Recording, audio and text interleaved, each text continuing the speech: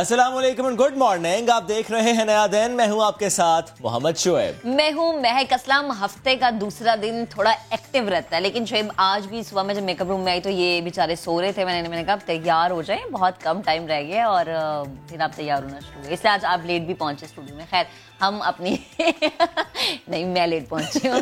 खैर आगे बढ़ते हैं और जो टॉप स्टोरीज हैं वो आपको बताते हैं कि सऊदी अरब और कतर के दरमियान बर्फ पिघल गई है। ठंडे मौसम में वैसे बर्फ पिघलती तो नहीं है, लेकिन यहाँ पे चले ताल्लुकात बहाल होना शुरू हो गए हैं। 2.5 साल बाद फजाई, बर्री और बहरी राबते बहाल होना शुरू हो गए हैं। सऊदी फरमारवा शाह सलमान बिन अब्दुल अजीज की दावत पर अमीर कतर आज जद्दा में खलीज ताउन काउंसिल के इजलास में शिरकत करेंगे। और ये भी कह सकते हैं महक के स्पेशली 2017 के बाद हालात बहुत ज़्यादा चेंज हुए। हमने देखा कि जिस तरह बहुत से ममालिक ने टाइज अपनी ख़त्म कर दी कतर के साथ, और उसके बाद एक मुल्क जिसने बहुत अहम रोल प्ले किया वो है कुवैत। कुवैत ने मीडिएशन प्रोवाइड की, कुवैत ने फैसिलिटेशन प्रोवाइड की, और कुवैत की वजह से आज ये हालात कुछ बेहतर हुए हैं। और आज का दिन बड़ा अहम है, जिस तरह आपने भी कहा कि आज का जो इजलास है उसमें जब कतर की नुमाइंदगी होगी तो इससे कह सकते हैं कि प्रॉस्पेरिटी की तरफ जीसीसी कंट्रीज बढ़ जाएंगी, एक बार फिर से मुत्तहिद हो जाएंगी। वैसे भी मुत्तहिद होना बहुत ज़रूरी है, इस्लामी उम्मा का मुत्तहिद होना बहुत ज़रूरी है, जो कि रीजनल स्टेट्स होती हैं उनका, क्योंकि बड़े मसाइल थे, लेकिन अब एनीवेज वो मसाइल ख़त्म होते हमें दिखाई दे रहे हैं। अब ये कह सकते हैं हम कि ये आदा कर लिया गया है कि अब हम फिर से एक होकर आगे बढ़ेंगे और प्रॉस्पेरिटी की तरफ अपने कदम बढ़ाएंगे। चलिए बढ़ते हैं आगे। बात हम करते हैं कोविड-19 की और जिक्र कर लेते हैं इंग्लैंड का, क्योंकि यहाँ पर तकरीबन 60,000 यानी 59,000 समथिंग यहाँ पर केसेस रिपोर्ट हुए लास्ट 24 आवर्स में, जिसकी वजह से सख्त फैसले लिए गए हैं और कहा जा रहा है कि ये हार्डेस्ट टाइम आ गया है। और अभी कहा गया है कि stay at home for everyone, irrespective कि आपको क्या काम है। बहुत ज़रूरी काम है जिसको अलाउ किया गया है कि वो ही सिर्फ बाहर निकल सकता है, या कोई ख़ास दुकान खुल सकती है जहाँ से आपने ग्रॉसरी करनी है तो ठीक है, अदरवाइज स्कूल्स कॉलेजेस बंद, हेयर ड्रेसर्स और दीगर जो तमाम बिजनेसेस हैं वो बंद कर दिए गए हैं। और बोरिस जॉनसन जो प्राइम मिनिस्टर उन्होंने क्लियरली कहा है कि पहले के हालात एक तरफ, लेकिन इस नए वायरस के बाद यानी नए स्ट्रेन के बाद जो हालात हैं उनको देखते हुए ये सख्त फैसला, ये मुश्किल फैसला लिया गया है। और आइंदा आने वाले कुछ जो हफ्ते हैं वो बहुत ज़्यादा सख्त, बहुत ज़्यादा मुश्किल होंगे। फरवरी का वस्त बताया जा रहा है कि फरवरी के मिड तक जो है ये पाबंदियां ऐसी रहेंगी। नई पाबंदियां मार्च में नाफिज इकदाम से भी ज़्यादा सख्त होंगी। वो इसलिए मुझे लग रहा है क्योंकि इंग्लैंड में ये ज़्यादा चीज़ फैलती हुई हमें नज़र आ रही है। और जब हमने देखा कि बात बहुत की गई इंग्लैंड में कि जनाब न्यू ईयर पे हर चीज़ बंद होगी, क्रिसमस पे हर चीज़ बंद होगी, लेकिन ऐसा नहीं हुआ। लोग हमें गैदरिंग करते हुए दिखाई दिए हैं। गैदरिंग ज़ाहिर हुई तो है, लेकिन स्टिल जिस तरीके से पहले गैदरिंग्स होती हैं महक, उस तरीके से नहीं। मसला ये कि एहतियात भी हो रही है, ऐसा नहीं कि एहतियात नहीं हो रही, बट ज़ाहिर जो नया वायरस है इसका ट्रांसमिशन 70% फैल रहा है और जाहिर सी बात है ये तेजी से फैलते हुए तेजी से हिट भी कर रहा है। आगे बढ़ते हैं, फवाद चौधरी साहब की बात करते हैं। हमेशा नई नई चीजें करते हुए हमें नजर आते हैं। काई कबीले से मिलने के लिए पहुंच गए फवाद साहब और सोशल मीडिया पर उनकी एक तस्वीर भी वायरल हो रही है जिसमें उनको सल्तनत उस्मानिया के बानी उस्मान गाजी का किरदार अदा करने वाले अदाकार, क्या नाम है अदाकार का? आप बड़े अच्छे हैं, टर्किश नाम में देखा मैंने, क्या था ना कितने वो हैं, ये क्या कहेंगे आपको, अच्छे हैं। फिलहाल अच्छे लग रहे हैं मुझे Fawad Chaudhry. Is looking very cute. अच्छा, फैमिली के साथ गए, बच्चे बड़े माशाल्लाह प्यारे प्यारे क्यूट से बच्चे। तो जाहिर है जो यहाँ से टर्की जाएगा, अच्छा पहले होता था टर्की अगर जा रहे थे वो आइसक्रीम, कोन आइसक्रीम खाने की वीडियो बनाते थे कि वो कोन आइसक्रीम खाते खाते आपको ना बड़ा वक्त लगता था। लेकिन अब जो वहाँ जाता है उसकी ख्वाहिश और कोशिश ये होती है कि टर्किश सीरीज में जो भी काम करें उन अदाकारों से मुलाकात करके आए। आगे बढ़ते हैं एक और मुलाकात की जिसकी जिद की जा रही है, जिसका मुतालबा किया जा रहा है। मच में पेश आने वाले वाक़े को हम नहीं भूल पा रहे। गुज़श्ता कई घंटों से हमने देखा कि लवाहिकीन सड़कों पर हैं, -5 डिग्री है वहाँ पर, लेकिन अपने प्यारों की मैयतें लिए एहतजाज कर रहे हैं। हमले में शहीद मजदूरों की मैयतों के साथ हज़ारा बिरादरी का कोयटा में धरना ताहाल जारी है। शदीद सर्दी है, मुजाहिरीन बैठे हैं अपने मुतालबात के हक में और वो कह रहे हैं कि इस दफ़ा मुतालबात माने जाएंगे तो हम यहाँ से उठेंगे। उनका सवाल, उनका ये मुतालबा बिल्कुल दुरुस्त है कि हम कब तक अपने बेटों का खून देंगे, कब तक हम अपने बेटों की जानों का नजराना पेश करेंगे। वजीर दाखिला शेख रशीद धरने में पहुंचे। गुज़श्ता रात शहदा के लवाहिकीन के लिए इमदाद और वाक़े की जुडिशल इंक्वायरी का ऐलान भी किया। लेकिन सवाल ये कि आप इमदाद का ऐलान करें, 10 लाख रुपए आपने कहा है कि हर शहरी को वहाँ पर जो हैं लवाहिकीन उन्हें दिए जाएंगे, कि 10 लाख रुपए मदावा कर सकते हैं जिनके प्यारे चले गए। क्योंकि दूसरी जानिब मुजाहिरीन ने वज़ीर आज़म के आने तक शहदा की तदफीन और धरना ख़त्म करने से इनकार कर दिया है, क्योंकि वो बार बार ये कहते हैं कि माजी में भी ऐसा कई बार हुआ। एक खातून का एक जुमला मुझे भूल नहीं रहा जिसने कहा, इंसान तो है हम, हमें इंसान ही समझ लो, क्यों मारते हो हमें। दहशत गर्दों को उन्होंने ललकारा, लेकिन साथ ही उन्होंने सवाल उठाए कि कब तक हम अपने प्यारे इसी तरह खोते रहेंगे, कब तक हमारे घरों से इसी तरह जनाजे उठते रहेंगे, कब तक हम अपने बाप भाई खोते रहेंगे। क्योंकि ये पहली बार हुआ नहीं है। वहाँ के कब्रिस्तान ये चीख चीख कर पुकारते हैं, बुलाते हैं कि आओ ज़रा देखो कि यहाँ पर कितने शोहदा की कब्रें हैं। कब तक दहशत गर्दी की ये फ़ज़ा रहेगी कि दहशत गर्दों को कोशिश हमारी पूरी होती है कि हम दुश्मन को भी पैगाम दें और दहशत गर्दी के ख़िलाफ़ भरपूर कार्रवाई करें। लेकिन जब भी ऐसा कोई मामला रिपोर्ट होता है, सवाल फिर से उठते हैं, क्योंकि कहा गया कोई सिक्योरिटी लैप्स नहीं है। लेकिन अगर सिक्योरिटी लैप्स नहीं है तो फिर आखिर ये हुआ क्यों। अब शेख रशीद साहब का वहाँ पहुँचना, उनकी पूरी कोशिश कि किसी तरह धरना ख़त्म हो जाए, लेकिन इस बार मुतालबा है कि जब तक वज़ीर आज़म इमरान खान साहब नहीं आ जाते, जब तक वो यकीन दहानी नहीं कराते कि हालात बेहतर होंगे, तब तक धरना ख़त्म नहीं होगा। हमारे नुमाइंदे मुजीबुल्लाह वहीं पर मौजूद हैं, उनसे बात करते हैं। मुजीब, एहतजाज जारी है, मय्यतें वहीं पर मौजूद हैं। इनकार कर दिया मुजाहिरीन ने कि तब तक तदफीन नहीं होगी जब तक वज़ीर आज़म इमरान खान साहब नहीं आते। क्या कोई यकीन दहानी इनको कराई गई है कि इमरान खान साहब आएंगे आज? जी, सूरत-ए-हाल ऐसा है कि आज तीसरा रोज़ है कि ये जो मगरिबी बाईपास पर जो जारी प्रोटेस्ट है वो जारी है। गुज़श्ता रोज़ वफाकी वज़ीर दाखिला शेख रशीद साहब यहाँ पर तशरीफ़ लाए, उनके साथ दीगर भी जो मोतबरीन थे, अरकान वफाकी असम्बली थे। ताहम जो मुजाहिरीन है ये आज भी अपने उसी ही मुतालबात पर डटे हुए हैं। उनका ये कहना है कि हमें सिर्फ और सिर्फ, जैसे आपने कहा, कि हमें इंसान तस्वुर किया जाए और हमें सिक्योरिटी फराम की जाए। इनका जो बुनियादी मकसद है वो ये है कि सिक्योरिटी की फरामी हज़ारा टाउन और मरियाबाद का इलाके में जितने भी रहायश पजीर अफराद है, इनका ये कहना है कि उन्हें फुल प्रूफ सिक्योरिटी फराम की जाए।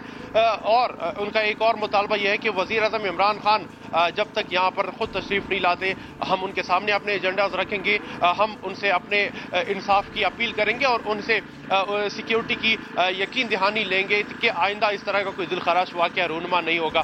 ताहम शेख रशीद साहब कल यहाँ पर पहुंचे, ज़रूर इनसे मुज़ाकरात भी किए, ताहम मुज़ाकरात नाकाम हुए। नाकाम इस सूरत पर हुए कि इन्होंने जो शेख रशीद जो वफाकी वज़ीर दाखिला है, उनकी जो तसल्ली थी, उनसे ये लोग मुतमईन नहीं थे। आज भी जब हमने इनसे बात करने की कोशिश की तो उनका बस एक ही मुतालबा है, ये मुतालबा है कि सिर्फ और सिर्फ उन्हें फुल प्रूफ सिक्योरिटी फराम की जाए और जो मुतलका अनासर है उन्हें कैफर किरदार तक पहुंचाया जाए। इस वक्त भी कोयटा शहर में मनफी दर्जा हरारत है, खून जमा देने वाली सर्दी है और मगरिबी बाईपास जिस टाइम इस धरने का ये मकाम है, ये ओपन एरिया है, पहाड़ के दामन में ये इलाका है। शदीद सर्द हवा और शदीद सर्दी के बावजूद भी यहाँ पर मासूम बच्चे, यहाँ पर खवातीन, यहाँ पर बुजुर्ग और मुजीब, जिस तरह आप बता भी रहे हैं, सख्त मौसम है, सर्द रातें इन्होंने यहीं पर इस तरीके से गुजारी हैं, ख़वातीन भी हैं, बूढ़े भी हैं, बच्चे भी हैं। तो सर्द मौसम का मुकाबला करने के लिए क्या कोई सपोर्ट किया जा रहा है इनको? क्या हुकूमत की तरफ से, इदारों की तरफ से या किसी शख्स की तरफ से इनको फैसिलिटीज़ प्रोवाइड की जा रही हो? कि ज़ाहिर है सख्त मौसम में वो लोग बैठे हुए हैं और 3 दिन से बैठे हुए हैं। नहीं जी, हुकूमत की जानिब से ऐसा कोई इंतज़ाम हमने यहाँ पर नहीं देखा कि यहाँ पर इनके लिए कोई गर्म मलबूसात, इनके लिए कोई हीटर या इनके लिए कोई आग जलाने या ईंधन वगैरह का इंतज़ाम किया जा रहा हो। ईंधन तो दरकिनार, यहाँ पर पानी तक जो ये लोग अपने लिए बंदोबस्त कर रहे हैं, वो भी अपनी मदद आप के तहत पानी लाया जा रहा है, कूलर भरे जा रहे हैं और टैंकर्स मंगवाए जा रहे हैं और सभी लोग का एहतमाम किया गया। यहाँ पर जितने भी हज़ारा कम्युनिटी है वो अपने घरों से जो है वो जो नजर न्याज करके वो यहाँ पर धरने के मकाम पर पहुंचा रही है, जिसमें चाय और दीगर सहूलियात तो मौजूद है। ताहम वो भी जो है ना वो इनके अपने ही कम्युनिटी की जानिब से किया गया। ताहम हुकूमत की जानिब से हमने ऐसा कोई जो है ना लायामल नहीं देखा। बिल्कुल। और मुजीब, हम देख रहे हैं कि इस धरने में बच्चे भी हैं, इसमें बूढ़े भी हैं, बूढ़े माँ बाप घर के बाकी लोग, वो बहनें हों, वो भाई हों, हर कोई मौजूद है और जाहिर सी बात है इंसाफ मांग रहा है। और इस इंसाफ में मुझे हमने देखा कि शेख साहब कल ये कह के गए कि आप खुदारा तदफीन कर दें और एक दिन मुख्तस करें, उस मुख्तस दिन पे आप लोग इस्लामाबाद आ जाएं और फिर हमसे बात कर लें। इस पे लवाहिकीन का कोई रद्द अमल या कोई और चीज़ सामने आई? क्योंकि कासिम सूरी साहब भी मौजूद थे, हमने देखा कि कल रात वो भी गए हुए थे। जी ज़रूर, हमने इस पॉइंट पर मुजाहिरीन से बात की कि आपका जो वफ्द है, जो शेख रशीद साहब ने जिस तरह आपको डिमांड पेश की कि आपका वफ्द हमारे साथ इस्लामाबाद चला जाए, ताहम ये जो मुजाहिरीन है ये सिर्फ और सिर्फ चल रहे अपने जितने भी शहदा के लवाहिकीन हैं उनको फॉलो कर रहे हैं। शहदा के लवाहिकीन इस कंडीशन में बिल्कुल भी नहीं है कि वो यहाँ से प्रोटेस्ट अपना एहतजाज ख़त्म करें। उनका मुतालबा है कि फुल फॉर वज़ीर आज़म इमरान खान यहाँ पर तशरीफ़ लाए और दूसरा जो उनका मेन जो डिमांड है वो जो मुलज़िमान है, मुलविस अनासर है, उनको कैफ़र किरदार तक पहुँचाना है। साथ ही साथ इन्होंने एक और जो बड़ा मुतालबा है वो ये भी किया है कि सूबाई जो हुकूमत है उसे फिर फौर मुस्ताफ़ी हो जाना चाहिए। हाँ। शेख रशीद साहब ने इनको ज़रूर एक पेशकश की कि आपका वफ्द जो है वो हमारे साथ इस्लामाबाद जाए, वहाँ पर अपने एजेंडाज जो है वो वज़ीर डिस्कस करें, लेकिन इस पे भी मना किया गया। अच्छा, मुझे भी एक और चीज़ वाज़ेह कीजिएगा, पीडीएम पे भी हमने बड़ी तनकीद देखी कि पीपल्स पार्टी नून लीग की तरफ से कोई रहनुमा सीनियर यहाँ पर पहुंचा इनकी दाद रसी के लिए, मदावे के लिए, क्योंकि इसके अलावा तो सियासतदान कुछ नहीं कर सकते। जी, अपोजिशन अरकान असम्बली जो इसमें पश्तूनख्वा और जिसमें पाकिस्तान पीपल्स पार्टी, जिसमें बीएनपी समेत जो दीगर जो अरकान असम्बली है और यहाँ पर जो मौजूद जो पार्टी के जो रहनुमा है वो ज़रूर यहाँ पर तशरीफ़ लाए। कलम देखा अली मस्जिद तक जो कि सूबाई सदर है पीपल्स पार्टी के, वो यहाँ पर तशरीफ़ लाए। इसके अलावा पश्तूनख्वा मैप और बीएनपी के भी जहाँ पर जो रहनुमा है और अरकान असम्बली है उन्होंने इनके साथ पहुँच कर यहाँ पर ताज़ियत भी की है, जिनको जो मुजाहिरीन है उन्होंने अप्रिशिएट भी किया। ताहम उनका ये शिकवा जरूर था कि अपोजिशन अरकान असम्बली और अपोजिशन पार्टियों की जो रहनुमा है वो यहाँ पर तशरीफ लाए, तब हुकूमती नुमाइंदा कल सिर्फ इनके पास आन पहुंचा। इससे लेकिन हुकूमती नुमाइंदे भी आए तो वो कहते हैं कि अपना वफ्द इस्लामाबाद भेज दो। ये कैसी बात कर दी शेख रशीद साहब आपने? आप तो आए थे दादरसी करने, आप तो आए थे इनका हाथ थामने, आप तो आए थे इनका दुख कम करने, लेकिन आपने क्या कहा? आपने कहा कि अपना वफ्द लेकर इस्लामाबाद आ जाओ। जब हम किसी के घर ताज़ियत करने जाते हैं तो हम खुद जाते हैं, हम किसी को बुलाते नहीं कि आओ ताज़ियत करें, हमें जाना होता है। तो इमरान खान साहब आपको जाना होगा, इनका दुख समझना होगा, क्योंकि ये दुख छोटा नहीं है। जिस घर से लाशें उठती हैं, जिस घर से जनाजे उठते हैं, उनका दुख छोटा नहीं होता। और ये जनाजे पहली बार नहीं उठे, कई बार इनके घरों से जनाजे उठते देखे हैं। इमरान खान साहब, आपको ये स्टेप लेना होगा, आपको इनके पास जाना होगा, इनका ये मुतालबा मानना होगा, इनको सिक्योरिटी प्रोवाइड करनी होगी, इनको अपना समझना होगा, इनको इंसान समझना है, हम सब को इनका दुख समझना है, क्योंकि ये दुख बहुत बड़ा है। और इसीलिए हम बार बार ये बात कर रहे हैं कि वो जो सख्त मौसम में बैठे हैं और बार बार एक ही मुतालबा करते हैं कि हमें इंसान समझो, हमें सिक्योरिटी दो। कब तक हमारे घरों से इसी तरह जनाजे उठते रहेंगे? तो हमें ये समझना हो। लेकिन देखिए शुएब, सबसे ज़्यादा दुख की बात है कि वो बेचारे इतनी ठंड में बैठे हुए हैं और उनके लिए कोई इंतज़ाम नहीं है। वो अपनी मदाब के तहत आगे यहाँ पर बढ़ रहे हैं, आगे बैठे हुए अपने मुतालबात लेके बैठे हुए हैं। खैर, इस पर जैसे जैसे डेवलपमेंट होगी आपको बताएंगे। भी आगे बढ़ते हैं, वो ऐलान हो गया है जिसका बहुत से वालिदैन को इंतज़ार था, शेख को भी बहुत इंतज़ार था कि बच्चों के स्कूल कब खुलेंगे। तो बच्चों के स्कूल खुल गए, हुकूमत ने ऐलान कर दिया। कोई नहीं खुले, हुकूमत ने ऐलान नहीं नहीं नहीं, मैं आई डिसएग्री। अच्छा महक is very positive, I appreciate that, but आप मुझे जरा ये बताइए कि जब पहले कहा हो जी 11 जनवरी तक स्कूल बंद रहेंगे और फिर फैसला हो जाए कि 25 को खुलेंगे। अब पॉजिटिविटी तो है कि खुलने का ऐलान हो गया, लेकिन नेगेटिविटी क्या है कि 11 को नहीं खुल रहे। 11 को खुलने थे, नहीं खुल रहे, डिले हुआ है। देखिए शुएब, बी पॉजिटिव, हमेशा मस्बत सोचे आप। मतलब के हालात में मेरी समझ से बाहर है ये बात कि खुलने 11 को थे, 11 को नहीं खुल रहे। हम कह रहे हैं वाह, स्कूल खुलने का ऐलान हो गया। देखिए, आप बच्चों की क्यों खुशियों पर ठंडा पानी फेर रहे हैं, वो भी सुबह के वक्त। ठीक है, हुकूमत पाकिस्तान ने मुल्क भर में तालीमी इदारे मरहला वार खोलने का ऐलान कर दिया है। 9वीं से 12वीं तक के जो तलबा हैं 18 तारीख से सुबह उठकर स्कूल जाएंगे। तसल्ली है अब। अच्छा, मैंने बड़े रुक के आपको अच्छा, इसके बाद प्राइमरी से मिडिल क्लासेस के जो स्टूडेंट्स हैं उनके लिए कहा जा रहा है कि 25 जनवरी से स्कूल आएंगे और 1 फरवरी से यूनिवर्सिटीज और higher education institutions, even colleges, ये भी खुल जाएंगे। बोर्ड के इम्तिहानात से मुताल्लिक खबर यह है कि जो इम्तिहानात पहले मार्च अप्रैल में प्लान थे वो मई और जून में होंगे। और कहा यह जा रहा है क्योंकि अभी कोर्स मुकम्मल नहीं हुआ। तालीमी इदारों से मुतालिक कहा जा रहा है कि जिस तरह पहले हो रहा था कि एक दिन बच्चे आ रहे थे 50% और नेक्स्ट डे आ रहे थे 50%, यानी तालीमी इदारे खुले रहेंगे लेकिन वो 50% एक दिन आएंगे, 50% दूसरे दिन आएंगे, ताकि जो क्लास की स्ट्रेंथ है वो कम हो जाए। बाकी जो SOPs हैं फॉलो की जाएंगी। That means physical distancing, mask का इस्तेमाल, सैनिटाइजर का इस्तेमाल और एंट्री पॉइंट पर टेम्परेचर का चेक करना।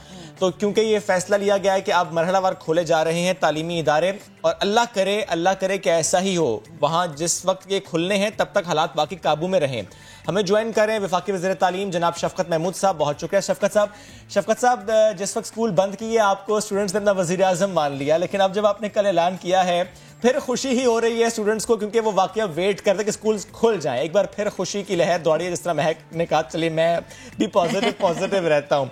लेकिन शफकत साहब मुझे बताएं कि जो फैसला गुज़श्ता रोज़ हुआ, इजलास के बाद हुआ, जिस पर आपने ऐलान किया, क्या तमाम सूबों पर इसका इतलाक एज इट इज़ होगा? क्योंकि हमने माजी में देखा है कि जब स्कूल बंद करने की बात हो रही थी, बलूचिस्तान ने पहले स्कूल बंद किए, सिंध ने मुखालफत की, लेकिन उसके बाद सिंध ने भी बंद कर दिए। तो क्या अभी भी ऐसा है कि हर सूबा अपने हालात को देखकर फैसला करेगा कि नहीं, फैसला हो गया, इतलाक यकसा होगा? देखिए, हम कोई भी फैसला यकतरफा तौर पे नहीं करते। हमने सारे फैसले, जब से ये बीमारी का हमला हुआ है, हमने सारे फैसले जो हैं वो सलाह मशवरा से किए हैं और सारे सूबों को और सारी इकाइयों को साथ लेके चले हैं। और आज भी, कल भी यही हुआ कि हमने सारे जो सूबाई वज़रा थे उनके साथ मशवरा किया, पूरी एक कॉन्फ्रेंस हुई NCOC में, और वो सारों के साथ मशवरा करने के बाद हमने एक लाए अमल बनाया कि 18 तारीख को हम 9वीं 10वीं 11वीं 12वीं O लेवल और A लेवल से शुरू करेंगे, क्योंकि उनके एग्ज़ाम होने वाले हैं मई के अंदर। उसके बाद हमने 25 को कहा कि हम बाकी स्कूल के बच्चे जो हैं उनको बुला लेंगे और पहली को यूनिवर्सिटीज़ को। और इसके दौरान हम बीमारी का जायज़ा लेके, अगर हमें कहीं लगा कि इस वक्त है वो बेहतर नहीं हो रही या कोई, तो वो हम फिर वही फैसला कर सकते हैं। लेकिन तालीम का बहुत नुकसान हुआ है और बच्चों की बहुत सफर किया है लर्निंग लेवल्स ने, तो इसलिए हमने इंतहाई कोशिश की है कि स्कूलों का सिस्टम जो है वो चला दें। अच्छा सर, मुझे ये भी बताएगा, जब नवंबर में स्कूल बंद करने का फैसला लिया गया तो आपको भी ये लगता था कि प्राइवेट स्कूल एसोसिएशन की तरफ से रिएक्शन आ सकता है। अब मुतबादिल दिनों में स्कूल खोलने का फैसला लिया गया है, क्या प्राइवेट स्कूल वाले ऑन बोर्ड है इस मामले पर, या आपको लगता है कि अभी उनकी तरफ से कोई रद्द अमल आ सकता है? क्योंकि काशिफ मिर्जा ये कह रहे थे कि हम आखिरी हद तक जाएंगे।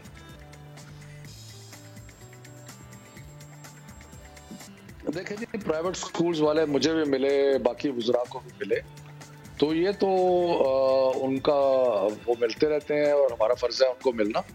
लेकिन हमारे फैसले जो हैं वो किसी मुलाकात से या किसी की इन वजूहात के बिना पे नहीं होते।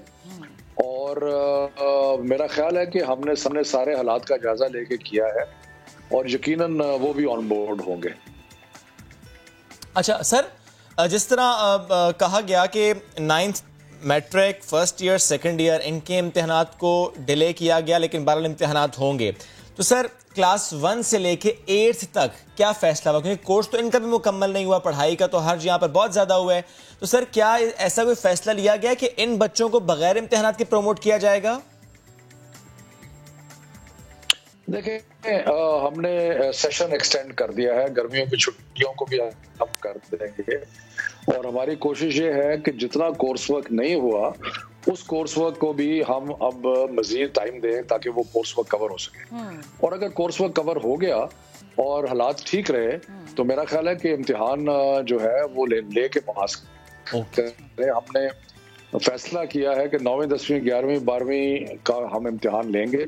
इस दफा कोई इम्तिहान के बगैर पास नहीं होगा। ठीक। अच्छा शफकत साहब, पहले आपकी जानिब से ये कहा गया था कि हेल्थ मिनिस्ट्री की एडवाइजरी पर फैसला होगा, अब स्कूल्स खुल रहे हैं, तो हम इसका मतलब क्या समझें कि दूसरी लहर इतनी खतरनाक नहीं है जितनी इसके बारे में बताया जा रहा था? और अब स्कूल खोलने के लिए क्या आपको माहौल साजगार नजर आ रहा है, पहले से बेहतर है?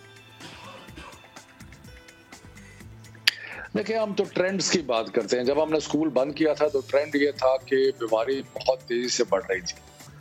अब अब जो है वो हमें ट्रेंड नीचे जाता नजर आ रहा है, और क्योंकि नीचे जाता नजर आ रहा है इसलिए हमने आज से 14 दिन बाद और फिर उसके बाद 25 तो और भी आगे है, तो इतना टाइम दे के हमने कहा है कि हम खोलेंगे और उसके दरमियान हम हालात का जायजा भी लेते रहेंगे। तो अगर ट्रेंड डाउनवर्ड है तो फिर तालीम को जो नुकसान हो रहा है उसको पूरा करने की जरूरत है। सही। अच्छा सर, एक बात और बताइएगा कि एक फैसला लिया गया जो छोटे स्कूल्स हैं, छोटे प्राइवेट स्कूल्स हैं, इनके हालात को समझते हुए इंटरेस्ट फ्री लोन देने का ऐलान किया गया। सर क्या अपडेट है उससे मुताल्लिक? कितने स्कूलों ने दरखास्तें दी हैं, कितना कर्ज दिया गया या अभी प्रोसेस में है? वो हमने अपनी तरफ से प्लान पूरा बना के मिनिस्ट्री ऑफ फाइनेंस को भेज दिया है। मुझे उम्मीद है कि जल्दी वहां से थ्रू हो जाएगा, और उसमें इरादा यही है कि हम जो लो फी पेइंग प्राइवेट स्कूल्स हैं उनके लिए हम एक इंटरेस्ट फ्री लोन करें और फिर उनको थोड़ा टाइम भी दें ताकि वो उस टाइम में उस इंटरेस्ट फ्री लोन को पे ऑफ कर सकें। ठीक है शफकत साहब, बहुत से स्कूल्स में असातिज़ा को तनख्वाहें नहीं दी गई, जबकि ये एक प्राइवेट मामला, लेकिन मैं आपकी मौजूदगी का फायदा उठाते हुए इस पर भी बात करना चाहती हूँ। इस वक्त स्कूल बंद करने का फैसला हुकूमत कर रही है, तो वो असातिज़ा आप लोगों की तरफ देख रहे हैं कि एटलीस्ट हुकूमत कुछ तो करे उनके लिए। क्या आप लोग उनके लिए कुछ कर रहे हैं? ये जो हम लोन की बात कर रहे हैं लो फी पेइंग प्राइवेट स्कूल से, इसका असल हदफ वो असातिज़ा हैं जिनको तनख्वाह नहीं मिली या जिनको फारग कर दिया गया। तो उम्मीद है कि ये अगर लोन मिल गया तो उसके बाद हालात बेहतर हो जाएंगे। बहुत शुक्रिया शफकत महमूद साहब, साथ मौजूद थे आप और हमसे गुफ्तगू कर रहे थे। जब बात हो रही है स्कूल्स खुलने की और इसका ऐलान हुआ गुज़श्ता रोज़, तो उस ऐलान के बाद वालिदैन कितना खुश हैं और बच्चे कितना खुश हैं। कई शहरों में वालिदैन की राय हमने जानी, क्या जवाब मिला सुनिए। अभी सिक्योरिटी के लिए यही है बच्चों के लिए कि थोड़ा सा रेस्ट और हो जाए बच्चों को। अंकल शफकत, अब स्कूल नहीं खोलने चाहिए क्योंकि कोरोना वायरस बहुत ज्यादा हो जाएगा फिर से। जी हम शफकत अंकल से बहुत खुश हैं, अच्छी बात है, स्कूल खुल रहे हैं, बच्चों की तालीम मिलनी चाहिए उन्हें। हाँ सर, कोरोना तो है लेकिन क्या करें, बच्चों की पढ़ाई भी बहुत जरूरी है। मेरा ख्याल है टू अर्ली है। स्कूल कॉलेज के हवाले से ठीक है, यूनिवर्सिटी भी ठीक है, ये ओपन कर देनी चाहिए, लेकिन स्कूल अभी टू अर्ली है। फिलहाल तो अंकल शफकत से यही गुजारिश है कि वो स्कूल खोलें। शफकत महमूद साहब अभी भी हमारे हीरो हैं, हम स्कूल जाएंगे और पढ़ाई करेंगे। शफकत महमूद साहब ने बहुत अच्छा किया स्कूल खोल के। हम SOPs फॉलो कर रहे हैं, तो सब चीज़ों के साथ स्टडी भी चलनी चाहिए, कोई मसला नहीं है। हमारे स्कूल नहीं खुलने चाहिए, हमें जान का खतरा है कोरोना से। शफकत महमूद आप हमारे हीरो नहीं है क्योंकि आप हमारा स्कूल खोल रहे हैं और फिर हमारी जानों को बहुत खतरा होगा। तो शफकत महमूद साहब जिस तरह से हीरो बने थे वो हीरो बने रहें, क्योंकि अभी अगर स्कूल ओपन कर देते हैं वो तो हीरो से जीरो हो जाएंगे। डेफिनेटली बच्चों के लिए एक अच्छा मौका है और खुलने चाहिए, जरूर खुलने चाहिए। एजुकेशन को जारी रखना चाहिए SOPs के साथ। शफकत महमूद आज भी हमारे हीरो हैं और जितनी उन्होंने हमें छुट्टियां करवाइयाँ, कोई बात नहीं, 11 से स्कूल खुल रहे हैं तो हम अपनी पढ़ाई कंटिन्यू करेंगे। छुट्टियों में हमने बहुत सारी गेमें खेलनी है, अब हमारा दिल कर रहा है कि हम स्कूल जाएं। शफकत अंकल आपका बहुत शुक्रिया, आपने हमें एंजॉय कराया, अब हमारा स्कूल जाने का वक्त आ गया। शफकत अंकल हमें भूलना नहीं है, हमने 11 तारीख से स्कूल जाना है, तो हमें फिर से छुट्टियाँ दे दें। बड़ी खुशी की बात है कि 11 जनवरी से जो है ना स्कूल ओपन हो रहे हैं, क्योंकि काफ़ी देर से बच्चों की पढ़ाई का हर्ज हो रहा था। जी अल्लाह ताला का लाख लाख शुक्र है, स्कूल खुल गए, बच्चों का मुस्तकबिल ख़राब हो रहा था, अब बच्चे स्कूल जाएंगे। जी स्कूल खुल गया, बड़ा अच्छा हुकूमत ने ये फैसला किया है, बच्चों के जो है ना आने वाला मुस्तकबिल ख़राब हो रहा था।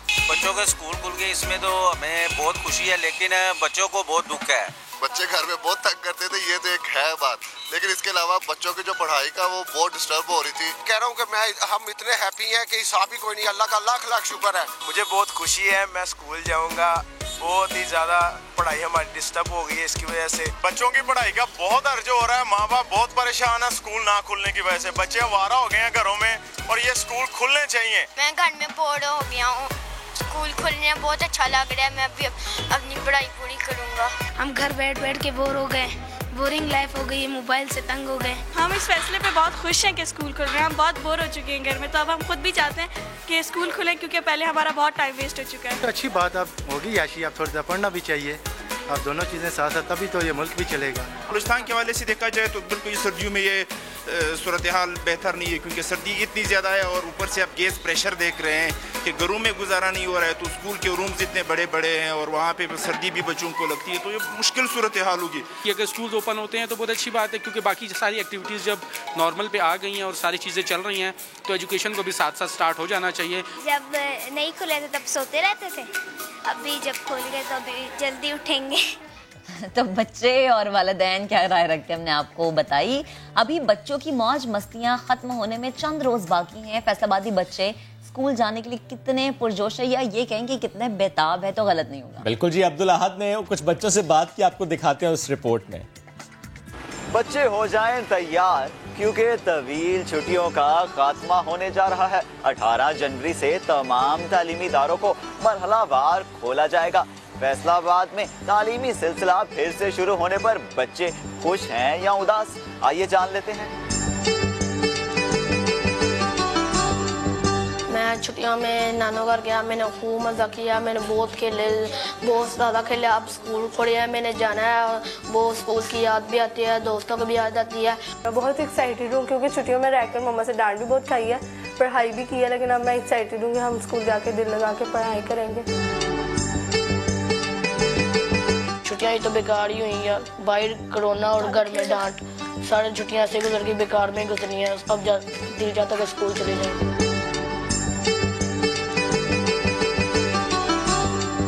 कोई नानी घर गया तो कोई खेल कूद में मसरूफ रहा, लेकिन स्कूल खुलने पर जहां बच्चे खुश हैं तो वहीं वालिदैन ने भी सुख का सांस लिया। कैमरामैन रिजवान साबरी के साथ अब्दुल अहद, सामा, फैसलाबाद।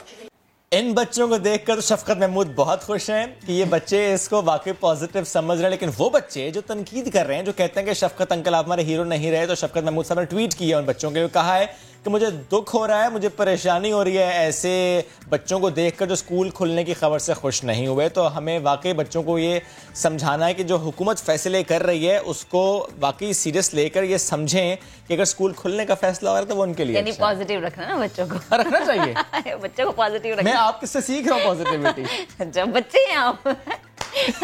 जनाब, तालीमी इदारे खोलने का ऐलान हुआ तो स्टेशनरी वाले भी खुश हो गए हैं, क्योंकि मार्केट की सूरत हाल जो हम देख रहे थे कि स्टेशनरी शॉप्स बंद थी, अब वहाँ पे उनकी चांदी होगी, उनकी बिक्री होगी। आसिफ बलोच की रिपोर्ट में हम आपको दिखाते हैं। कोरोना वायरस के बाद बंद किए गए तालीमी इदारे 11 जनवरी से खुलने जा रहे हैं। ऐसे में बच्चों के क्या तासुरात हैं और मुल्तान की स्टेशनरी की दुकानों पर कितना रश है, आइए देखते हैं।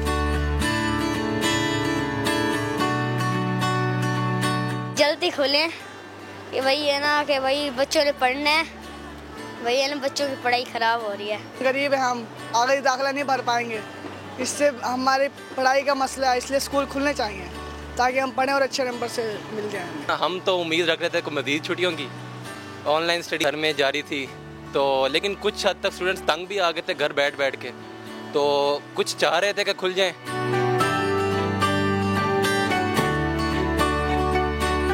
हुकूमत का एक अच्छा इक़दाम है और स्कूल खुलने भी चाहिए, क्योंकि पिछले पूरे साल से तकरीबन 1 साल होने वाला है और बच्चों के तलीम का बहुत ज़्यादा हर्ज हो रहा है। स्कूल खुलने चाहिए थे, बच्चे तो बैठ के घर बैठ के बहुत तंग कर रहे थे, लेकिन अच्छा इक़दाम है ये, स्कूल खुलने चाहिए, ठीक है ना। इससे ज़रा एक्टिविटी बढ़ेगी और दुकानदारों को भी सेल ज़रा बढ़ेगी।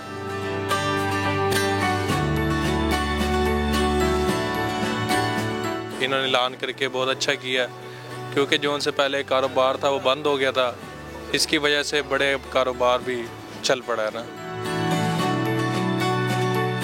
तालीमी इदारे दोबारा खोलने के ऐलान पर बच्चों के तो मिले जुले तासुरात हमें दिखाई दिए, मगर वालिदैन और दुकानदार इस फैसले को लेकर काफ़ी ज़्यादा खुश हैं। कैमरामैन अदनान सियाल के साथ आसिफ बलोच, समा, मुल्तान। प्राइवेट स्कूल्स मालिकान इस फैसले पर क्या राय रखते हैं, ये भी एक अहम सवाल है कि क्या वो खुश हैं या नहीं, और क्या स्कूल्स को SOP से मुतालिक कोई अहकाम जारी किए गए हैं। हमें इसी पर बात करने के लिए ज्वाइन किया है chairman private school management association Sindh, Tariq Shah साहब ने। तारिक शाह साहब, अस्सलाम वालेकुम, गुड मॉर्निंग। जो फैसला किया गया है, आप इस फैसले से मुतमईन हैं?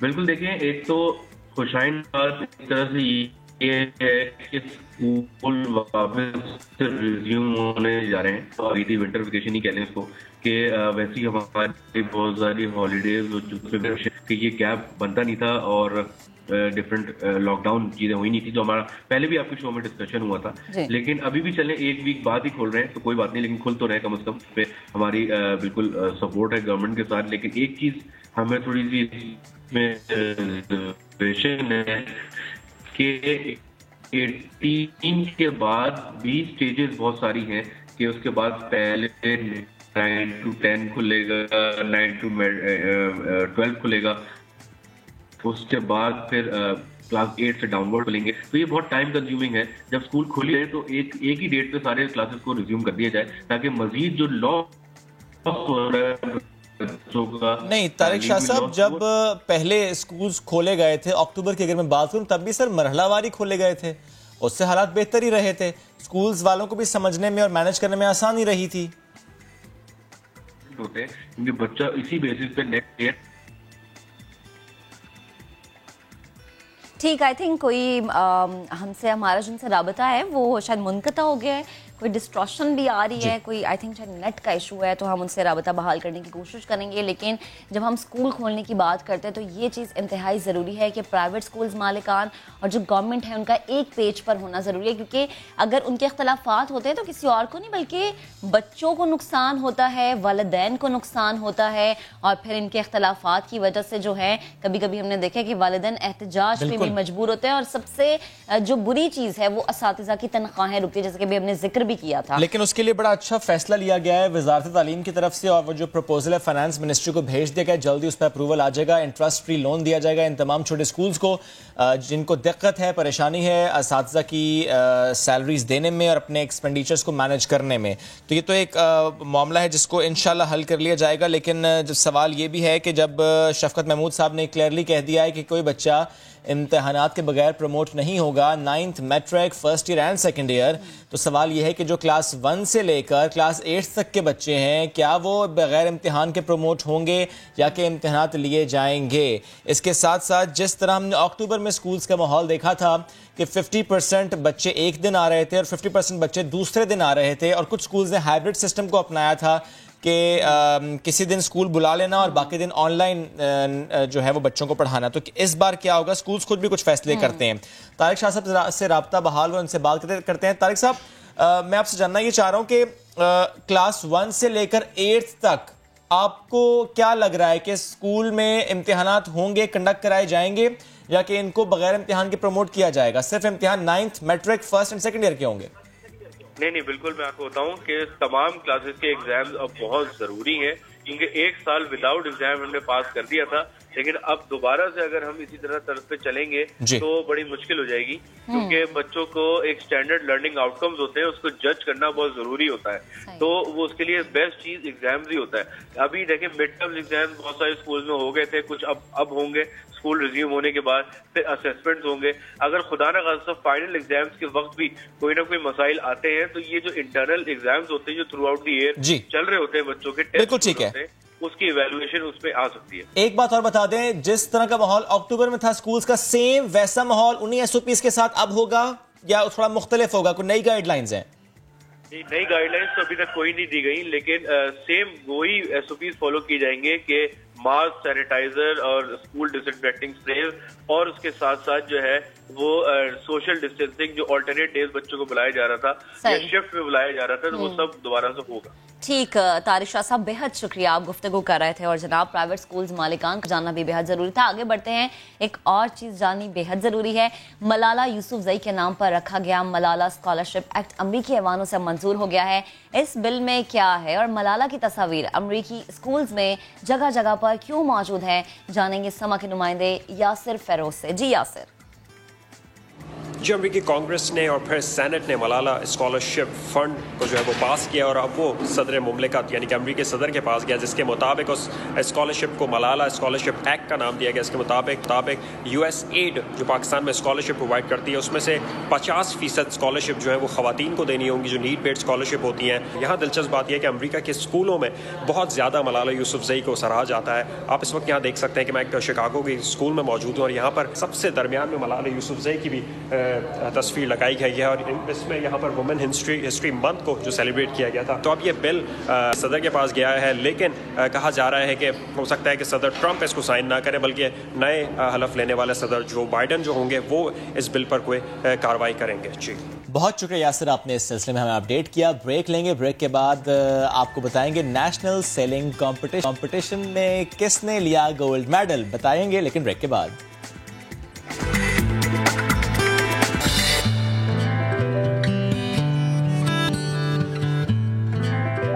Welcome back. बात करेंगे भारत की, जो कि बहुत प्रोपेगेंडा करने की कोशिश करता है। जाली वेबसाइट्स, अकाउंट्स बनाए जाते हैं, लेकिन हर बार मुंह की खानी पड़ती है और इससे भी भारत सीखता नहीं है। भारत अपनी नाकाम साजिशों से, नापाक साजिशों से बाज नहीं आ रहा। कराची में दहशतगर्दी हो या सी पैक की कामयाबियां, भारत से पाकिस्तान की तरक्की देखी नहीं जाती, एक आंख नहीं भाती। चीनी बाशिंदों को खौफजदा करने के लिए हमले कराने के पीछे भी भारतीय साजिश निकली है। फिरका वराना टारगेट किलिंग में भी भारतीय नेटवर्क ही मुलव्वस निकला है। कराची एयरपोर्ट हो या पाकिस्तान स्टॉक एक्सचेंज पर हमला, पाकिस्तान के खिलाफ साजिशें करने वाले भारत ने हर बुज़दिलाना कार्रवाई में शिकस्त खाई है और हमारी फौज जो हमा वक्त तैयार रहती है, इंशाल्लाह आगे भी शिकस्त ही देगी।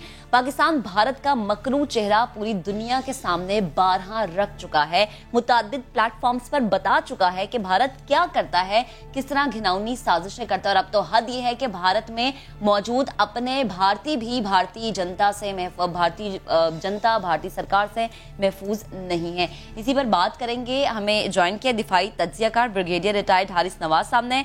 हारिस साहब अस्सलाम वालेकुम, गुड मॉर्निंग। जो भारत कर रहा है वो तो पूरी दुनिया पे आया है, उसके बावजूद जरा शर्मिंदगी महसूस नहीं होती? इतनी बेहिसी, इतनी ढिठाई, और जो पाकिस्तान में करने की कोशिश करता है, पाकिस्तान को आइसोलेट करने की कोशिश करता है, आखिरकार मुंह की खाता है, क्यों नहीं समझता? देखें, क्योंकि भारत इस वक्त बहुत सख्त बुखलाहट का शिकार है। जो ये नरेंद्र मोदी और इसके साथ 4-5 का हिंदू इंतहा पसंद एक्सट्रीमिस्ट का टोला है, ये टोटल इनकी पॉलिसी है एंटी पाकिस्तान और एंटी मुसलमान, और जिसकी वजह से ये पाकिस्तान को आइसोलेट करते करते अब दुनिया में खुद आइसोलेट हो गए। इनके तमाम हमसाया ममालिक ने इनसे अलहदगी कर ली है। चाइना से बात, चाइना ने इनको इतना मारा लद्दाख के अंदर, फिर कश्मीरी नौजवान कश्मीर में मार रहे हैं। अब आपके सामने ये पंजाब में सिख जो किसान है वो इनके खिलाफ खड़े हैं, उन्होंने बहुत बड़ा धरना दिया हुआ है और वो किसी हालत में ख़त्म करने पे तैयार नहीं है। ये डटाई पर हैं कि उनको परेशान किया हुआ है और उनको तंग करने के लिए, और सिर्फ इसलिए कि अपनी रिट दिखाएं कि हम कितने स्ट्रॉन्ग है और खालिसन मूवमेंट कहीं स्टार्ट हो जो 2023 में होने वाली है। ये वजूहत हैं। लेकिन इसके साथ साथ पाकिस्तान को चाहिए कि अब हमने बहुत इनका लिहाज कर लिया है। ये हिंदू मेंटेलिटी होती है कि इनको जब आप आराम से बात करेंगे तो ये चढ़ाई करेंगे, जब इनको डंडा सर पे मारेंगे तो ये राम राम करेंगे। अच्छा सर, मुझे ये बताइएगा कि जब मुख्तलिफ फोरम्स पर पाकिस्तान ने बेनकाब किया भारत को, लेकिन अगर हम स्पेशली इस डेवलपमेंट की बात कर लें कि चीनी बाशिंदों पर हमले में भारत मुलव्वस है, रॉ मुलव्वस है, तो सर क्या हमें ये चाहिए कि हम ये सारे सबूत चाइना को फराहम करें, फिर चाइना इंडिया से सवाल करे, फिर चाइना इंडिया से पूछे कि क्यों दुश्मनी कर रहे हो, क्यों हमारे बाशिंदों को मार रहे हो? अब आपको लगता है कि चाइना को भी अब करना चाहिए? नहीं, डेफिनेटली पाकिस्तान को पूरे फैक्ट्स एंड फिगर के साथ with documentary evidence and video clip जो पॉसिबल है सब के साथ चाइना को देना चाहिए, ताकि चाइना को बताया जाए कि किस तरह चाइना ये इंडिया, चाइना और पाकिस्तान को इससे दूर करना चाहता है, ये दूरियां पैदा करना चाहता है, सीपैक किसी तरीके से हमारा कामयाब ना हो सके उसको डिले करना चाहता है ताकि पाकिस्तान इकोनॉमिक तरक्की ना करे। सो पाकिस्तान और चाइना को मिलके इंडिया के खिलाफ तमाम एविडेंस लेके और यूनाइटेड नेशन में जाना चाहिए, वहां बताना चाहिए कि इंडिया कितना घिनौना खेल खेल रहा है कि एक पाकिस्तान में ये टेररिज्म करवाता है, फिर पाकिस्तान को डिस्टेबलाइज करना चाहता है। अच्छा। बलोचिस्तान में आपके सामने अभी 11 लोग हमारे वो जो बेचारे हजारा के हैं वो शहीद हुए हैं, ये इसमें इंडिया का मुलव्वस आता है। ये सब अफगानिस्तान के थ्रू कर रहे हैं। सेकंड, अफगान महाजरीन जो हमारे पास हैं उनमें इन्होंने पेनिट्रेट किया हुआ है, यहीं से लोगों को प्लांट करते हैं और फिर पाकिस्तान के खिलाफ इस्तेमाल करते हैं। ये सारी चीज़ें करनी चाहिए। पाकिस्तान को ये भी करना चाहिए अब अक़वाम मुत्तहिदा को जी कि हम अब जितने अफगान महाजरीन हैं इनको वापस भेजना चाहते हैं, हमने बहुत मेहमान नवाजी करनी है। No it's turn of Afghan government को उनको संभाले ताकि पाकिस्तान के हमारे मुल्क से कम से कम हमारी ये प्रॉब्लम खत्म होती। हारिस साहब, आप यूनाइटेड नेशन की बात कर रहे हैं, मुझे प्लीज़ लास्ट में कमेंट दे दें कि यूनाइटेड नेशन के प्लेटफॉर्म से पहले भी बड़ी आवाज़ें उठी हैं, लेकिन हमने कोई वो एक ऐसी स्ट्रॉन्ग चीज़ नहीं देखी जो कि भारत के खिलाफ आए। तो आपको लगता है कि उस प्लेटफॉर्म से उस आवाज़ उठाने पर कोई हमें फ़ायदा होगा? देखें, उम्मीद तो बिल्कुल नहीं है, इसलिए कि अमेरिका का इंटरेस्ट है कि चाइना को वो प्रॉक्सी के तौर पर इस्तेमाल कर रहे हैं और यूनाइटेड नेशन पर अमेरिका का और बड़ी कुव्वतों का बहुत बड़ा गलबा है और वो उनकी मर्जी के मुताबिक फैसले करते हैं। लेकिन कम से कम हमें अपनी आवाज़ हर हालत में उठानी है। यूरोपियन यूनियन में, अमेरिका में, यूनाइटेड नेशन में, इस्लामिक ब्लॉक के अंदर हमने बताना है दुनिया को, कहीं ना कहीं तो ह्यूमन राइट्स की चैंपियन का ज़मीर जागेगा। वो अपनी नज़र जो है वो इंडिया की तरफ लेकर आएंगे, इसको नकेल डालेंगे, इसको कंट्रोल करेंगे। और साथ ही साथ चाइना और पाकिस्तान को चाहिए कि ये हम हर लिहाज से we should be together India को सॉर्ट आउट करने के लिए। जब तक नरेंद्र मोदी को हम सॉर्ट आउट नहीं करेंगे, ये इंसान नहीं बनेगा। ये एक दरिंदा है इंसान के रूप में जो इंडिया को तोड़ने में लगा हुआ है। इंडियन को अवाम पब्लिक अब समझना शुरू हो गई है। इसीलिए अगर आपने देखा हो कि अब इंडिया में मॉडरेट हिंदू जर्नलिस्ट, मीडिया ने बातें करने के खिलाफ शुरू कर दी। बिल्कुल हारिस साहब, बेहद शुक्रिया, आप गुफ्तगू कर रहे थे और इसलिए तो बड़े मुल्क की छोटी सोच रखने वाला ये वजीर आजम है जिसने अपने मुल्क को ही तबाह कर दिया। बेहद शुक्रिया। आगे बढ़ते हैं। इंग्लिश टीचर से सफ़र तय करके दुनिया के कामयाब तरीन एंटरप्रेन्योर बनने वाले जैक मा आखिर कहाँ है? आजकल श्वेब भी ये सवाल कर रहे हैं, मैं भी ये सवाल करूँ कि आखिर कहाँ चले गए? मारूफ ऑनलाइन शॉपिंग कंपनी के बानी, इन्होंने मालियाती निज़ाम पर तनकीद और इसमें इस्लाह की बात करने की बात की और उसके बाद से वो मंजर आम पर नहीं आए।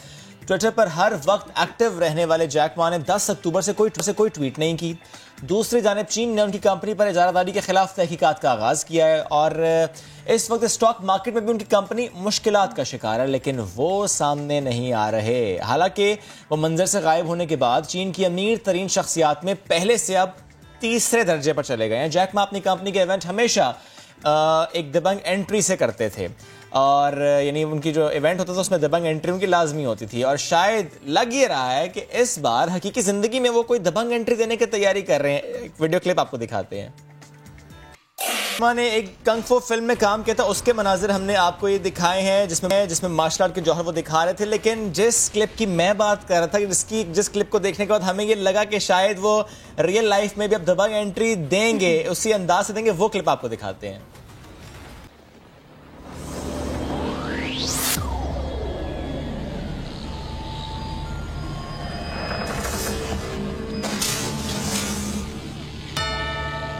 क्या बात है जी। चलिए जी, लग रहा है कि वाकई एक नई और मुनफरिद एंट्री उनकी रियल लाइफ में हो गई है। चलिए एक ब्रेक लेते हैं, वापस आते हैं, साथ रहिए।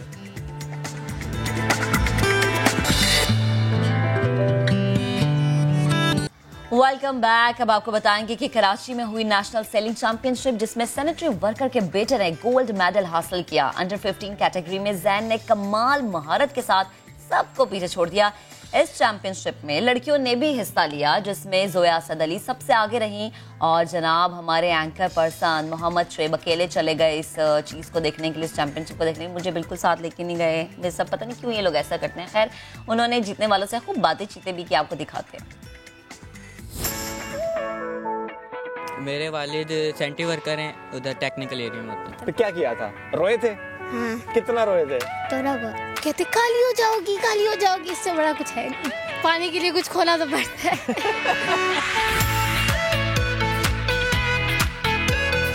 ओलंपिक्स के मुकाबले में जहां हर खेल को इक्वली इंपॉर्टेंट समझा जाता है, वहीं पर एक खेल होता है सेलिंग का। और आज हम मौजूद हैं पाकिस्तान एयरफोर्स याच क्लब में।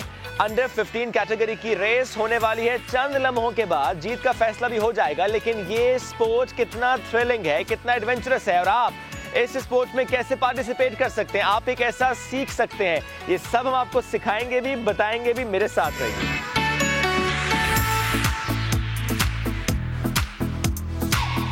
गहरे समंदर में खामोश ये इवेंट है। नेशनल सेलिंग कंपटीशन का आगाज हो चुका है।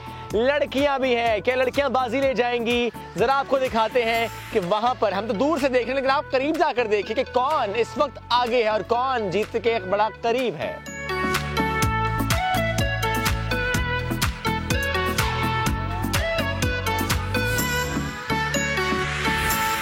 किसी ने भी अगर एडमिशन लेना हो, सीखना हो, तो प्रोसेस कितना इजी है?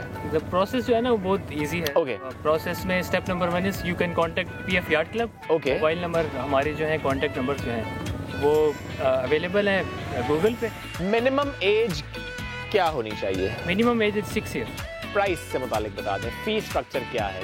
मैंने सुना बहुत महंगा होता है, इंटरनेशनल तो बहुत महंगा होता है भाई। इंटरनेशनली वाकई बहुत महंगा है, लेकिन हम सेलिंग पीएफ यार्ड क्लब जो है सेलिंग प्रमोट कर रहा है। Okay. Pakistan youth sailing association के साथ मिलकर। ओके। और हमारी जो कोर्स प्राइस है जस्ट 10,000 रुपीज़। अच्छा। और हमारी जो सेफ्टी स्टैंडर्ड्स हैं वो इंटरनेशनल स्टैंडर्ड से बेहतर। ये 10,000 में बच्चे ने सीख लिया? 2 मंथ्स कोर्स है। ओके। और 2 मंथ्स हम ट्रेन करते हैं और बच्चे उसके बाद समंदर में अकेले सेल बोट लेकर सेलिंग करते हैं। अच्छा, एक तासुर है कि अमीर का बच्चा ही आएगा, ये शशके वाला एक स्पोर्ट है, तो ये वही इसको एंजॉय कर सकता है। इस तासुर को तो मेरा ख्याल है गलत साबित कर दिया है, जिस तरह के कर दिया हमने। यहाँ पे आप देखें मिक्स क्रीड है, और इवन के कुछ बच्चे ऐसे हैं जो कि अभी 22 बच्चे यहाँ पे पार्टिसिपेट कर रहे हैं सेलिंग में। राइट। उनमें से 6 बच्चे ऐसे हैं जो स्कूल भी अफोर्ड नहीं कर पा रहे।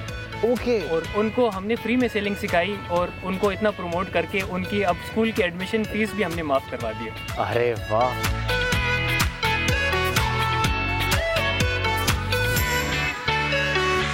पाकिस्तान भर में हम देखते हैं कि सेलिंग के क्लब्स हैं, लेकिन चूंकि समंदर है कराची में, समंदर है यहाँ पर, तो इसलिए अगर इवेंट्स होंगे तो वो यहीं पर होंगे। मैं आपको मुलाकात कराऊंगा ऐसे बच्चों से जिन्होंने पाकिस्तान का नाम रोशन किया, जिन्होंने इंटरनेशनल इवेंट्स में पार्टिसिपेट किया और मेडल्स अपने सीने पर सजाए। उनसे जब मुलाकात कराएंगे क्योंकि वो हमसे थोड़ा सा आगे हैं, बहुत तेज़ बच्चे हैं, बहुत तेज़ी से आगे पहुँच चुके हैं। हम भी कोशिश कर रहे हैं कि जल्दी जल्दी उन तक पहुँचे।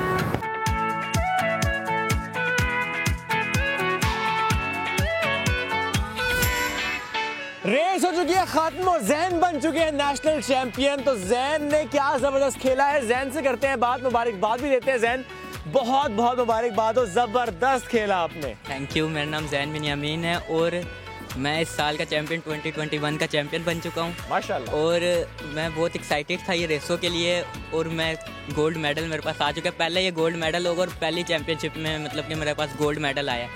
आपके वालिद क्या करते हैं? मेरे वालिद सेंट्री वर्कर हैं उधर टेक्निकल एरिया में। अच्छा।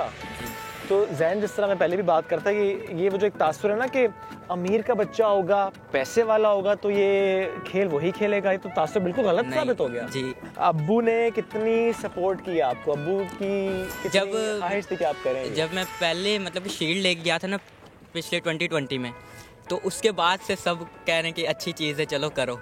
तो अभी इस बार बोला था कि गोल्ड मेडल लेके आना, तो इंशाल्लाह गोल्ड मेडल भी मेरे पास आ चुका। अब्बू को बहुत फख्र होगा आप पे। और अब्बू तो जाहिर है जब बेटा नाम रोशन करे वालिद का, जब बेटा नाम रोशन करे मुल्क का, तो किसको खुशी नहीं होती है। You are a proud son of your father. ये हमें तो बात सुन के बहुत अच्छा लग रहा है। अच्छा, ये बताएं मुझे कि जाके जब अब्बू को बताएंगे आप कि आपको तो गोल्ड मेडल माशाल्लाह मिल रहे हैं, अब्बू को उम्मीद है वैसे मिल जाएगा? उम्मीद तो थी, क्योंकि अभी तो मैं रिटायर्ड हो गया हूँ। ये आखिरी बस ये चैंपियनशिप के बाद मैं 4.7 में चले जाऊंगा बड़ी बोट में। लड़कियों में तो आप छा गई, बाजी आप मार गई। Thank you. कितनी खुशी है? बहुत खुशी है, बहुत खुशी है। अच्छा जोया, मुझे थोड़ा सा ये बताएं कि सेलिंग ये आपका शौक था या कि आप में ये शौक डाला गया? ये शुरू में तो मैं रोती थी कि मैंने नहीं आना। अच्छा। लेकिन मेरे मामा मेरे नाना दोनों कहते आ जाओ, तो फिर अब पसंद है, पहले बिल्कुल पसंद। यानी उनको आपको मनाना पड़ा सेलिंग के लिए। लड़कियों के लिए सेलिंग कितना टफ है? लड़कियों के लिए वैसे इतना ज़्यादा टफ नहीं है, बस सब कहते काली हो जाओगी, इससे बड़ा कुछ है नहीं। ये सुनने को मिला आपको? हाँ, मेरे सारे खानदान वाले।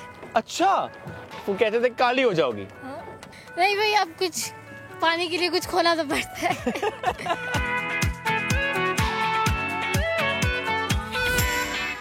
यंगेस्ट कह सकते हैं इसको हम इस पूरी टीम में, या कह रहे हैं इस पूरे इवेंट में। सलमान, अस्सलाम वालेकुम।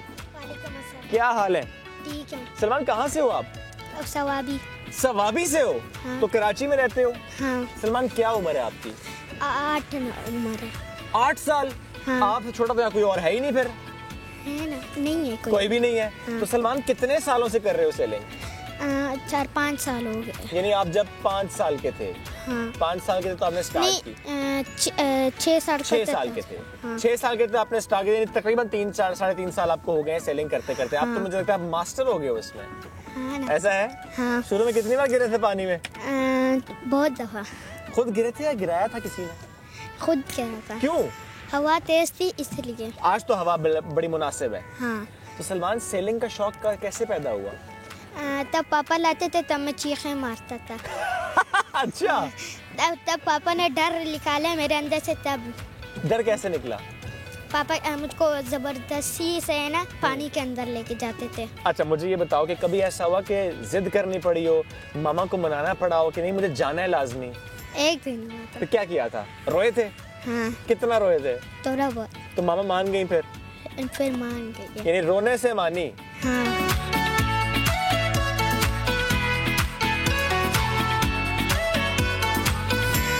We have with us captain retired A.R. Arshad, और अगर इनके बारे में बताऊं तो बहुत लंबा इंट्रोडक्शन हो जाएगा क्योंकि इन्होंने इतना ज़बरदस्त सेलिंग में काम किया है, बल्कि मैं कहता हूं कि बहुत ज़्यादा काम किया है। Adviser Pakistan sailing federation and president Pakistan youth sailing association. अस्सलाम वालेकुम सर। सर, बड़ा ज़बरदस्त इवेंट रहा। एक तो आपका भी शुक्रिया कि आपने हमें मौका दिया कि हम यहाँ पर आते हैं और इसको हमने विटनेस किया कि बड़े ज़बरदस्त बच्चे आपने तो तैयार कर दिए। तो थोड़ा सा मुझे बताएं कि पाकिस्तान में हमें तो मालूम ही नहीं था कि सेलिंग भी हो रही है, और आपने तो मेरा ख्याल है बहुत से क्लब्स की बुनियाद रखी, बहुत से इवेंट्स आपने नेशनल लेवल पर कराए हैं और इंटरनेशनल भी कराए हैं। तो इस इवेंट के हवाले से थोड़ा सा मुझे बता दें कि आज का इवेंट जिसमें आई थिंक 15 बच्चे थे। एक्चुअली तो रजिस्टर तो 21 हुए। ओके।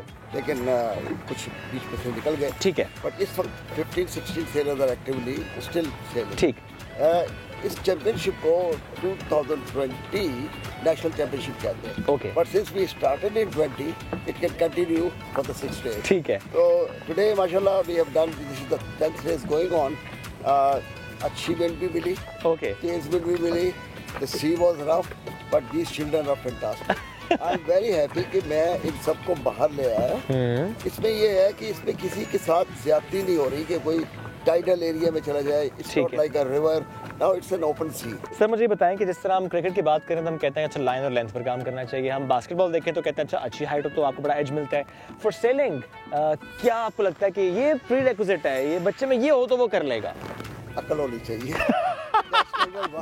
दूसरी बात ये है कि सेलिंग में कोई प्रॉब्लम नहीं है वेट का। ओके। हैवी ना हो। ठीक है। बिकॉज ये बोट जो है 35 kg की है, तो बच्चे अप टू 55 kg के तो सेल कर रहे हैं और जीत रहे हैं। बिल्कुल। इसमें लाइट वेट में, लेकिन basically we want that he should be dedicated. Okay. Parents should be supporting him. Great. That's the main thing. शिकवा स्पोर्ट्स बोर्ड से कोई गिला, कोई शिकवा हुकूमत से कि इस स्पोर्ट पर तवज्जो नहीं है? मैं फाइनेंशियली बात भी करूंगा। ठीक है। Everybody is supporting. राइट। मेरा जो मसला ये है कि पूरा पाकिस्तान भरा हुआ है पानी से। Why government is not making any efforts to open sailing clubs all over the country? होने चाहिए। सब बच्चों का राइट है। बिल्कुल।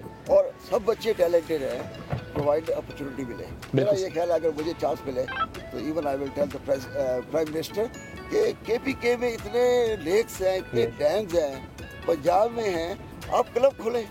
This sport is not expensive. ये गलत फहमी है लोगों की कि ये बहुत एक्सपेंसिव गेम है। No not at all. एक बोट 20-20 साल चलती है। जबरदस्त। Thank you so much sir, साथ मौजूद थे आप। बड़ा दुरुस्त आपने कहा कि जो तासुर है कि ये खेल बहुत महंगा है, ऐसा बिल्कुल नहीं है। बड़ा अच्छा मुतालबा भी था कि KPK में जितनी लेक्स हैं वहाँ पर भी ऐसी एक्टिविटीज़ होनी चाहिए, ऐसे क्लब्स बनने चाहिए, क्योंकि equal opportunity for each and every citizen, इसको इंश्योर करना हुकूमत की जिम्मेदारी। फिर ये ना कोई सोचे कि अच्छा मैं तो करक में या मैं तो पेशावर में या मैं तो सवात में बैठा हूँ तो मैं कैसे करूँगा, मैं कैसे कराची जाऊँगा, जैसे कि सवाबी का बच्चा यहाँ पर कर रहा है। तो ऐसे सब कर सकते हैं, लेकिन अगर अपॉर्चुनिटीज़ हों। और बड़ा ज़बरदस्त ये इवेंट हमें देख के बहुत मज़ा आया। मजा आया था, बहुत मजा आया था। और ये ना पूछना कि एंड पे क्या हुआ था? क्या हुआ था? गिर गए थे पानी में वाकई गिर गए थे या गिर गए थे हाँ। या फिर गिरा दिए गए थे? नहीं गिर गए थे, इतने आप एक्शन नहीं, कुछ दोस्त ऐसे होते हैं ना गिरा देते हैं। अच्छा, ये बात करते हैं। आगे बढ़ते जनाब, दुनिया भर का चक्कर लगाते हैं। अमेरिकी एयरलाइन के पायलट ने हजारों फीट बुलंदी पर फजा में स्याह चीज उड़ती हुई देखी, जिसकी उन्होंने वीडियो भी बनाई और फिर इस वीडियो को उन्होंने सोशल मीडिया पर शेयर कर दिया। पायलट ने लॉस एंजल्स एयरपोर्ट पर लैंडिंग से कबल 3000 फीट की बुलंदी पर क्या चीज उड़ती हुई देखी। अपनी वीडियो में पायलट ने यह भी बताया कि बाईं तरफ उड़ने वाला ये शख्स कोई शख्स है। yes. आपको लग रहा है? लग रहा था, वैसे वीडियो में भी लग रहा था कि वो शख्स है जो कि इस वक्त उड़ रहा है और ये सिर्फ और सिर्फ 300 यार्ड यानी तकरीबन 900 फीट जो है ये दूर था उससे। करके टक्कर लग जाती है और करीब होता। कैसे उड़ा होगा, कुछ अंदाज नहीं होता है ये तो देखे ना पानी के ऊपर वो जो आजकल आई डोंट नो से क्या कहते हैं, जो भी कहते हैं, हाँ कोई मुश्किल सा नाम है उसका, उससे उसके थ्रॉटल से बेसिकली इस तरह हवा में बुलंद होता है। आगे बढ़ते हैं, सऊदी अरब से खबर शामिल करते हैं। सऊदी अरब के अल-क़िदिया थीम पार्क में दुनिया की तेज तरीन रोलर कोस्टर बनाने की तैयारी शुरू कर दी गई है। अल-क़िदिया शहर का थीम पार्क 2023 में खोला जाएगा आवाम के लिए और वहां मौजूद रोलर कोस्ट की स्पीड जो है वो 250 किलोमीटर फी घंटा बताई जा रही है। उम्मीद ये की जा रही है कि इस पार्क में रोजाना की बुनियाद पर 15,000 सयाह दौरा कर सकेंगे। आप जाएंगे? जा भी सकते हैं 2023 में। हाँ लेकिन 2023 से पहले अल्लाह करे हमें बुलावा है, हम बार-बार जाएं सऊदी अरब। अच्छा जहाँ तक बात सऊदी अरब की है, उम्रे की बात कर लेते हैं। जिन SOPs को फॉलो करते हुए इस वक्त सऊदी अरब में उम्रा कराया जा रहा है तो ड्यूरेशन जो है वो सामने आया, कितने ड्यूरेशन में उम्रा मुकम्मल हो जाता है। तो 75 मिनट्स में जनाब ये उम्रा इस वक्त हो रहा है। जनरल प्रेसिडेंसी ने 3275 उम्रा ज़ायरीन के साथ किए गए 2 जायज़ों के नताइज जारी कर दिए हैं। कोरोना वबा के माहौल में तवाफ का जो दौरानिया रहा यानी एवरेज जो उसका टाइम रहा वो 25 मिनट्स रहा। मताफ से लेके सफ़ा तक पहुंचने का जो टाइम था वो 8 मिनट्स था, जबकि सफ़ा और मरवा के दौरान सही यानी 7 जो चक्कर हैं वो लगने का जो वक्त है वो औसतन 42 मिनट रिकॉर्ड किया गया। दैट मीन्स टोटल 75 मिनट्स में अब ये उम्रा इस वक्त वहाँ पर हो रहा है। कोविड ने देखें कितनी चीज़ें बदल दी है, हर चीज़ तब्दील करके रख दी है। जनाब आगे खबर है मिस्र से, जहाँ पे एक मुसव्विर ने पैंथी की नोक पर अपने हुनर से तारीखी कारनामा सरअंजाम दिया है और दुनिया को हैरत में मुब्तला कर दिया है। मिस्र के सूबा अल बुहैरा के 28 साला मुसव्विर इब्राहिम बिलाल ने पेंसिल पर मिस्र और इस्लामी कदीम तारीखी यादगारें जो हैं उन्हें तराशा है और काहिरा के इस्लामी आर्ट म्यूजियम की सालगिरह के मौके पर आर्ट म्यूजियम की नुमाइश जारी है और ये मिस्र और मशरिक वुस्ता में अपनी नौयत की पहली नुमाइश। तो कितना मुश्किल काम है ये। यस मुश्किल है, लेकिन आप देखिए उनकी महारत किस तरह। हम तो बचपन में कुछ लेते सिक्का ही टूट जाता है, अभी भी टूट जाता है अक्सर ऐसा हो जाता है। अच्छा जी बढ़ते हैं आगे, पाकिस्तान की बात करते हैं। इंसदाद कोरोना मुहिम के लिए खुसूसी अमला तैयार करने का फैसला किया गया है। इस मुहिम के लिए अमले को EPI और नादरा के माहिरीन कोरोना वैक्सीनेशन की ट्रेनिंग देंगे। अमले की कोरोना वैक्सीनेशन और रिकॉर्ड मैनेजमेंट सिस्टम की ट्रेनिंग होगी और ये अमला पहले फेज में हेल्थ वर्कर्स को कोरोना की वैक्सीनेशन देगा। पहले फेज में कोरोना वैक्सीनेशन के सूबाई मास्टर्स ट्रेनर्स जो हैं वो तैयार होंगे ताकि फेज वाइज उनके लगना है तो फिर पहले फेज को किस तरीके से जल्दी मुकम्मल किया जाए, तो इसके हवाले से अब ये ट्रेनिंग दी जाएगी। और अब हम बात करेंगे मेरी पसंदीदा चीज़ यानी खानों की। मुझे तो बहुत ही भूख लगना शुरू हो जाती है फ़ौरन से जब बात आती है। जब मौसम ठंडा होता है तो फिर मज़े की सौगातें आती है और जनाब दरियाए सिंध की मछली की जो मांग है वो बढ़ जाती है सर्द मौसम में। कराची और मीरपुर खास के शहरी भी खास तौर पर हैदराबादी मछली खाने आते हैं और जनाब इम्तियाज अली इस पर रिपोर्ट तैयार करेंगे, आपको हम दिखाते हैं।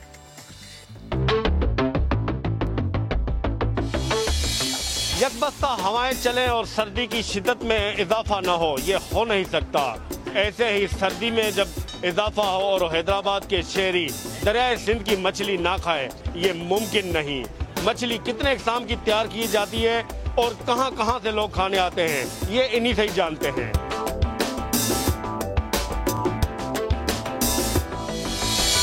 दरिया सिंध की मछली मुनफरद क्यों होती है? जी वो सबसे ज़्यादा अच्छी होती है और खाने में काफ़ी सबसे ज़्यादा बेहतर भी होती है, सबसे ज़्यादा टेस्टी भी है, तो इसलिए लज़्ज़त उसके अंदर बहुत ज़्यादा है। तो काफ़ी लोग उसे पसंद भी करते हैं। कराची से लोग आते हैं, पंजाब से आते हैं, काफ़ी दीगर जगहों से लोग आते हैं, तो इसलिए ज़्यादातर मशहूर है। मछली में क्या क्या मसाले लगाए जाते हैं जिसकी वजह से ये जो है ना इसका जायका बेहतरीन होता है? सर ये हमारी अपनी एक रेसिपी है, इसमें दीगर मसाले होते हैं हमारे, जैसे दालचीनी हो जाती है, अजवाइन हो जाता है, काफ़ी मसाले होते हैं जो मिक्स में होते हैं सारे।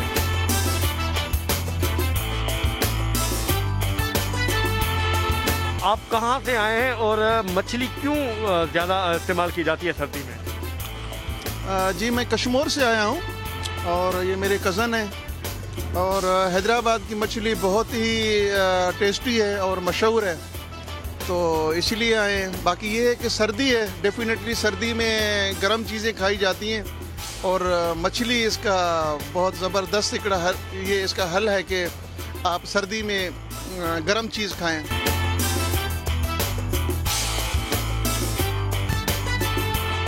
हैदराबाद की जायकेदार ये मछली जिसका जायका मुनफरद और लज्जत से भरपूर। हैदराबाद में अगर आप आए और ये मछली ना खाई समझो आपने कुछ नहीं खाया। एक बार हैदराबाद जरूर आए और मछली का मजा चख लें। कैमरामैन कामरान खान के साथ इम्तियाज अली ख्वावर, समा, हैदराबाद।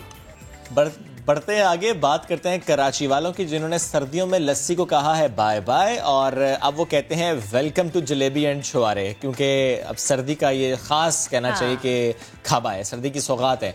जलेबी छुआरे के साथ गर्मा गर्म कस्तूरी जो है ना वो दूध में डाल के बड़े शौक से पी रहे हैं, बड़ा टेस्टी होता है। सलमान अहमद ने इस पर रिपोर्ट तैयार की, आपको दिखाते हैं।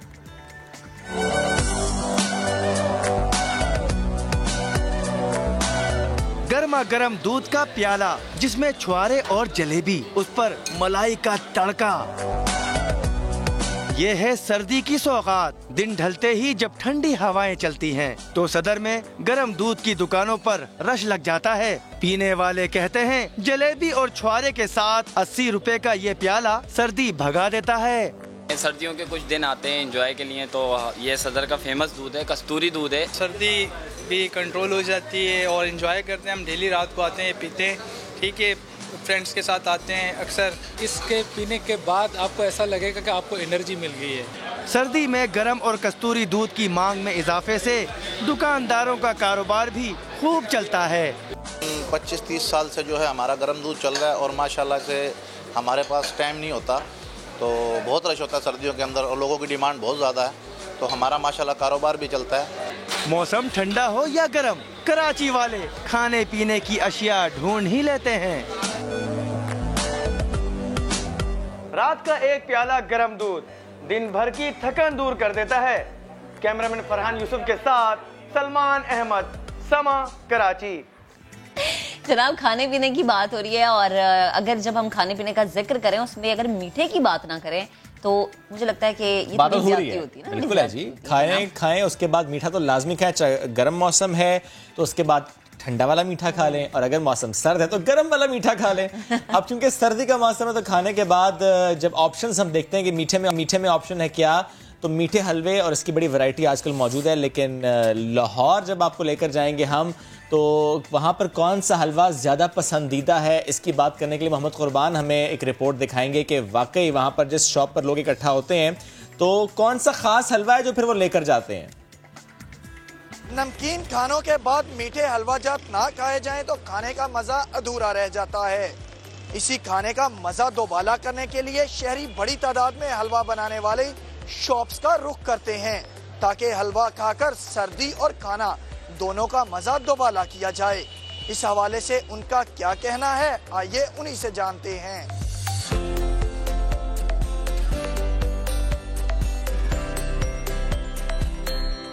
जनवरी का मौसम है, सर्दी भी है, तो सर्दी के साथ साथ जब आपने खाना अच्छा खा लिया है तो फिर मीठे का तो सवाल पैदा होता है। मैं स्पेशल खाने कराची से आया हूँ ठंड के मौसम में, क्योंकि ये मैंने एक दफ़ा खाया था, मुझे मेरे दोस्त ने वहाँ ला के दिया था, लेकिन मैंने इस दफ़ा जो है वो सोचा कि खुद जाके हलवा खाएं और बहुत बेहतरीन हलवा है इनका ये, खासकर दाल का हलवा और गाजर का हलवा और लौकी का हलवा। सबसे पहले हमने अंदर खाना खुना खाया, उसके बाद यहाँ पे हमने हलवा खाया, बड़ा मजेदार हलवा इनका यार। अवाम की राय तो आपने जानी, जिनका कहना है कि खाने के बाद अगर स्वीट में हलवा जात ना खाए जाएं तो खाने का मजा अधूरा रहता है। अब बात करते हैं इन हलवा जात को बनाने वालों से। हमारे पास पेठे का हलवा, गाजर हलवा, दाल हलवा, सबसे तेज जो है ना हमारा गाजर हलवा फास्ट है। अंडे भी डाले हुए हैं, बादाम भी है, खोया भी है और देसी घी का जो है ना तड़का भी लगा हुआ है। बहुत दूर दूर से हमारे कस्टमर हैं, कराची से हमारे बहुत ज्यादा ऑर्डर आ रहे हैं।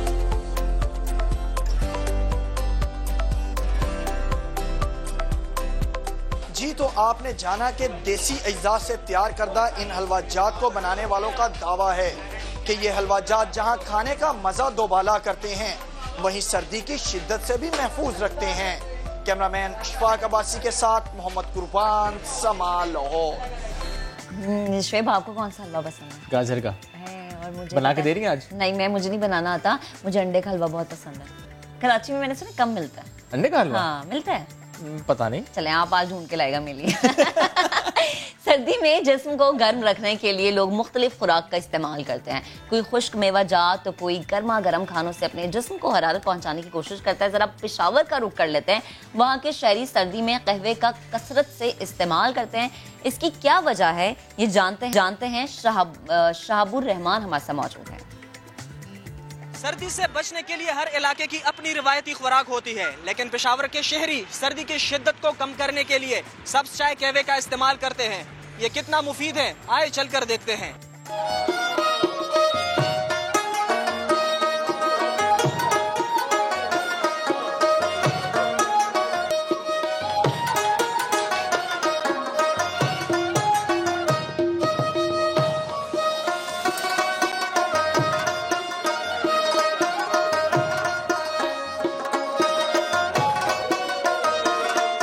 कहवा हमारा जी ट्रेडिशनल मशरूब है, ये हम ज़रूर पीते हैं। इसके बगैर पेशावरी जो है वो मुकम्मल नहीं है। तो हम दोस्तों के साथ ही आते हैं ज़्यादातर, और गैदरिंग भी हो जाती है हमारे यहाँ पे, और ये हमारे डाइजेशन का काम भी करता है।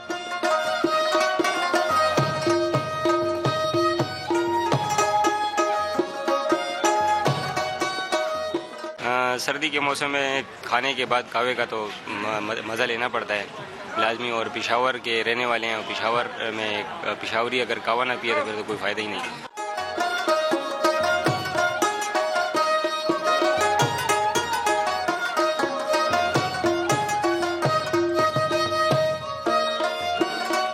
दुकान में काम करके थके हारे आते हैं और यहाँ थोड़ी सी गपशप हो जाती है और कहवे की एक प्याली पी लेते हैं। तो हम लोग शॉप से आते हैं तो ये पेशावरी कहवा हम इसलिए पीते हैं कि हमें ज़रा सा हार्ट पेशेंट भी हैं हम लोग, तो इसलिए कहवा पीने आते हैं कि ज़रा सा कोलेस्ट्रॉल हमारा कम हो जाए।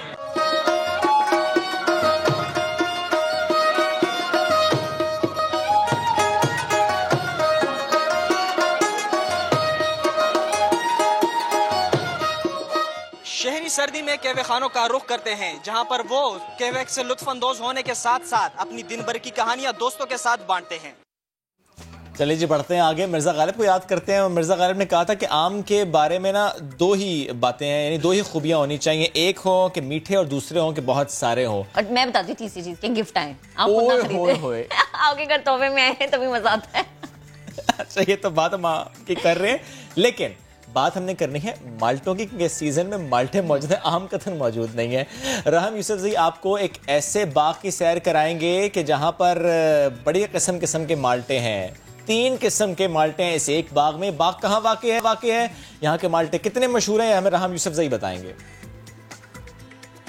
जी बिल्कुल, जिस तरह आम के बारे में मशहूर है कि आम मीठे हो और बहुत हो, तो इस तरह अगर मैं कहूँ कि के बारे में भी यही कहा जाए कि माल्टे बहुत हो और मीठे हो तो गलत ना होगा। हम इस वक्त पूरे खैबर पख्तूनख्वा में ना सिर्फ बल्कि पूरे पाकिस्तान में मशहूर जो पले और दरगे और गाजी बाबा के जो माल्टे होते हैं, हम वहाँ पे मौजूद एक बाग में खड़े हैं। इस वक्त आप देख भी सकते हैं कि मेरे कब में माल्टे तोड़ने का अमल जारी है। इस वक्त जो माल्टे हैं, यहाँ के जो मशहूर माल्टे हैं, वो इस वक्त बिल्कुल पक चुके हैं और इसकी यहाँ से पौधों से इसको तोड़ने की कोशिश जारी है।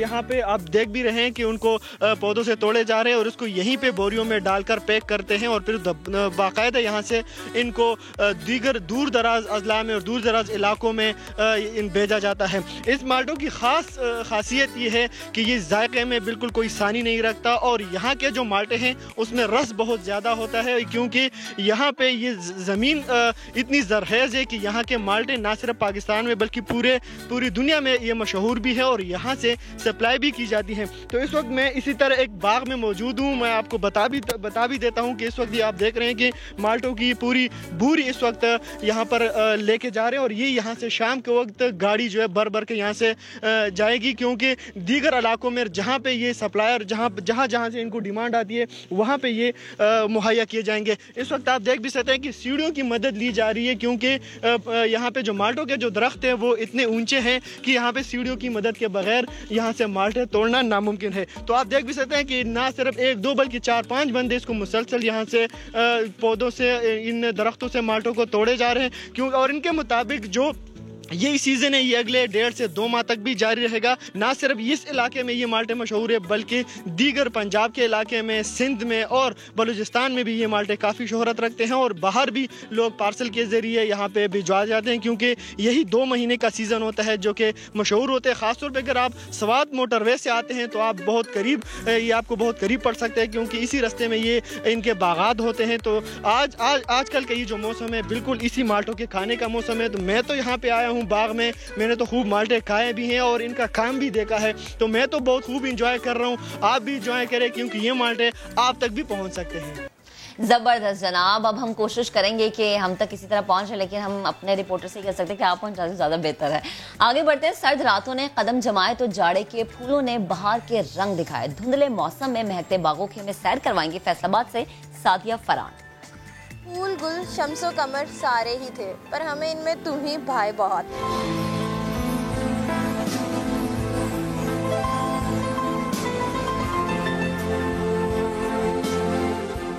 यकबस्ता हवाएं चलते ही मौसम ने धुंधली चादर ओढ़ ली। जाड़े से पौधों के पत्ते जर्द होते ही गेंदे के फूलों ने बागों को रंगीन बना दिया।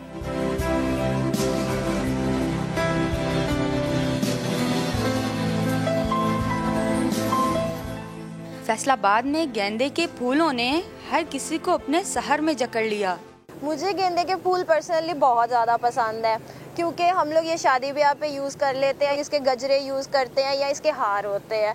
माली बाबा भी 2 माह के मेहमान फूलों के खूब नखरे उठाता है। सितंबर में इसकी काश्त होती है, तकरीबन नवंबर तक होता रहता है ये काश्त। काफ़ी मतलब इसको पसंद किया जाता है घरों में, अदारों में, रोडों पे। जावजा लगे गेंदे के फूलों ने शहर को भी हसीन बना दिया। गुलशन महके, बरखा बरसे, पतझड़ झाड़ा, कुछ भी हो, दिल का मौसम अच्छा हो तो सारे मौसम अच्छे हैं। कैमरामैन कदीर रहमान के साथ सादिया फरहान, समा, फैसलाबाद। एक ब्रेक लेते हैं, वापस आते हैं, साथ रहिए।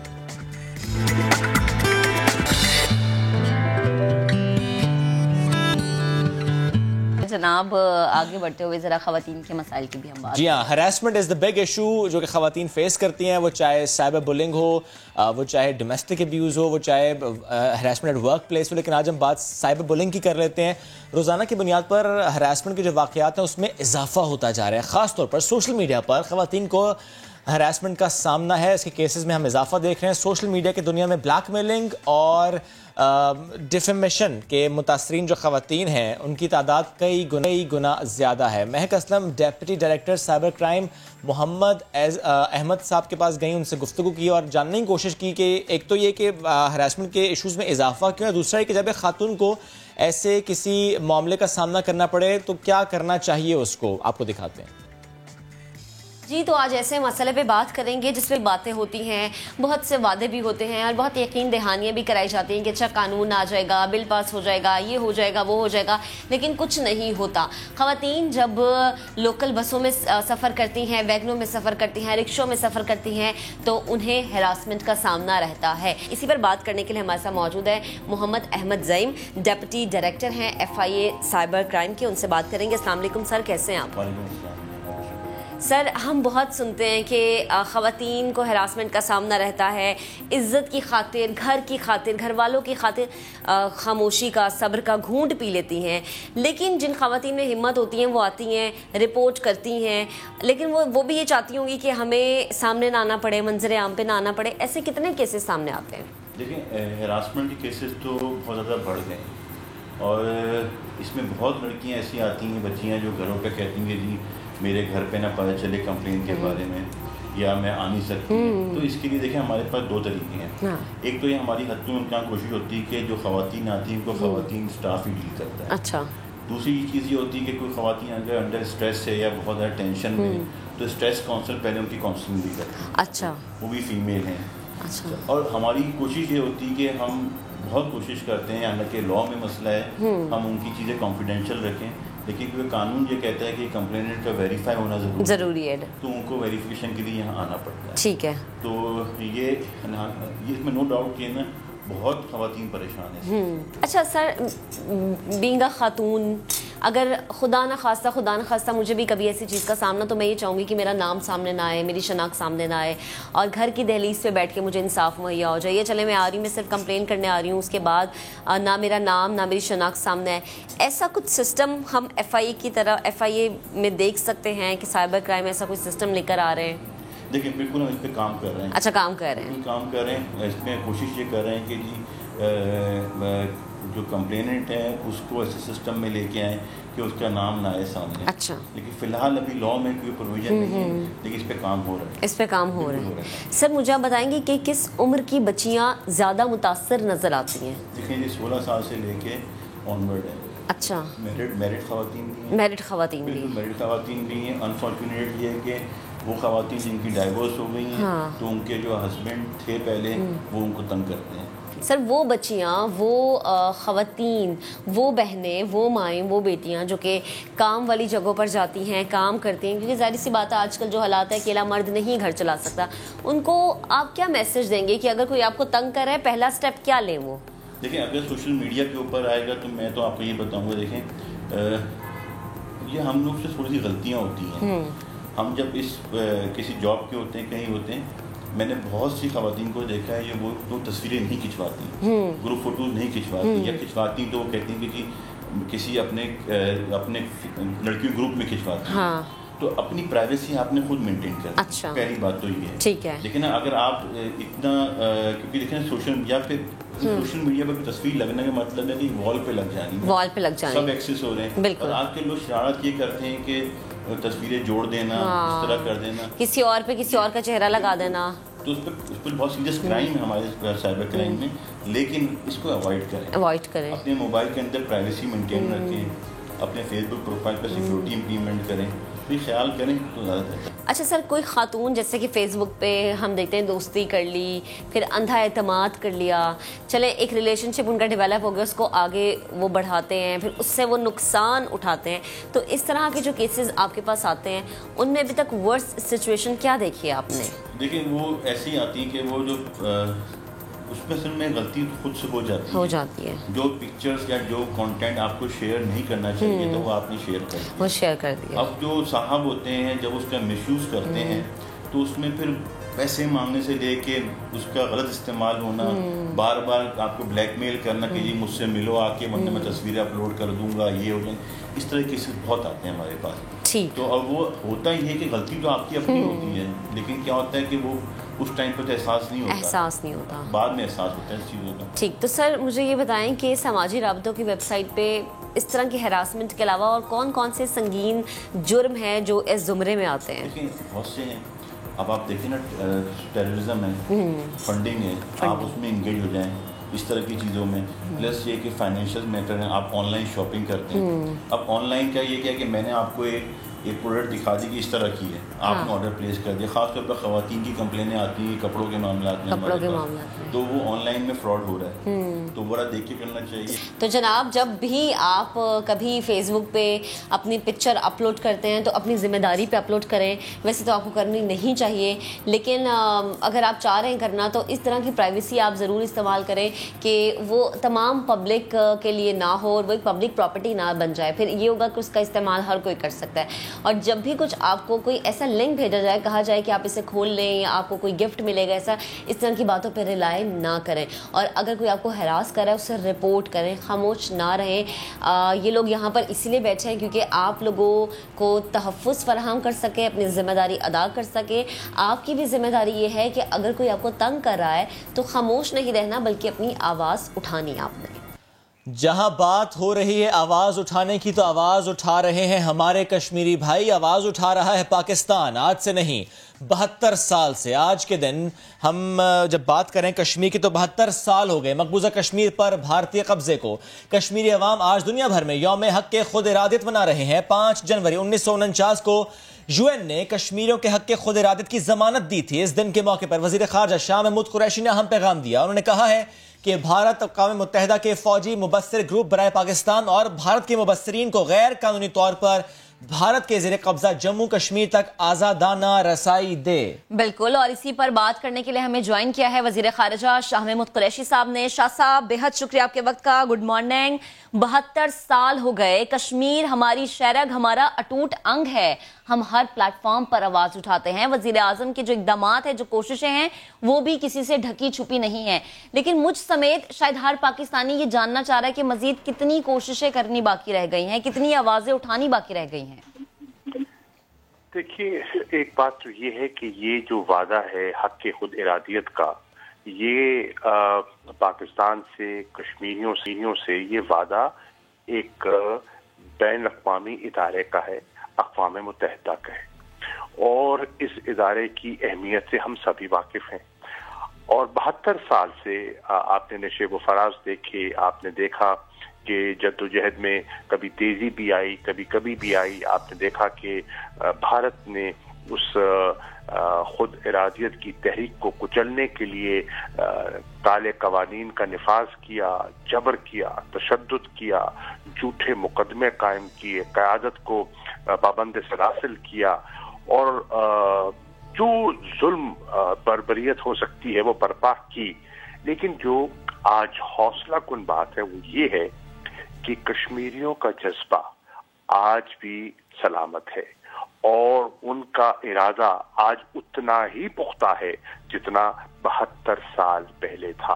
और आज मैं आपके जरिए मकबूजा कश्मीर में जो कश्मीरी रह रहे हैं और आज़ाद कश्मीर में और दुनिया भर में जो कश्मीरी पाकिस्तान की या मेरी आवाज़ सुन रहे हैं, मैं उनको ये कहना चाहता हूँ कि पाकिस्तान आपके साथ खड़ा है। पाकिस्तान की आवाम, पाकिस्तान की अफवाज, पाकिस्तान का बच्चा बच्चा आपकी इस जद्दोजहद में आपके शाना बशाना है।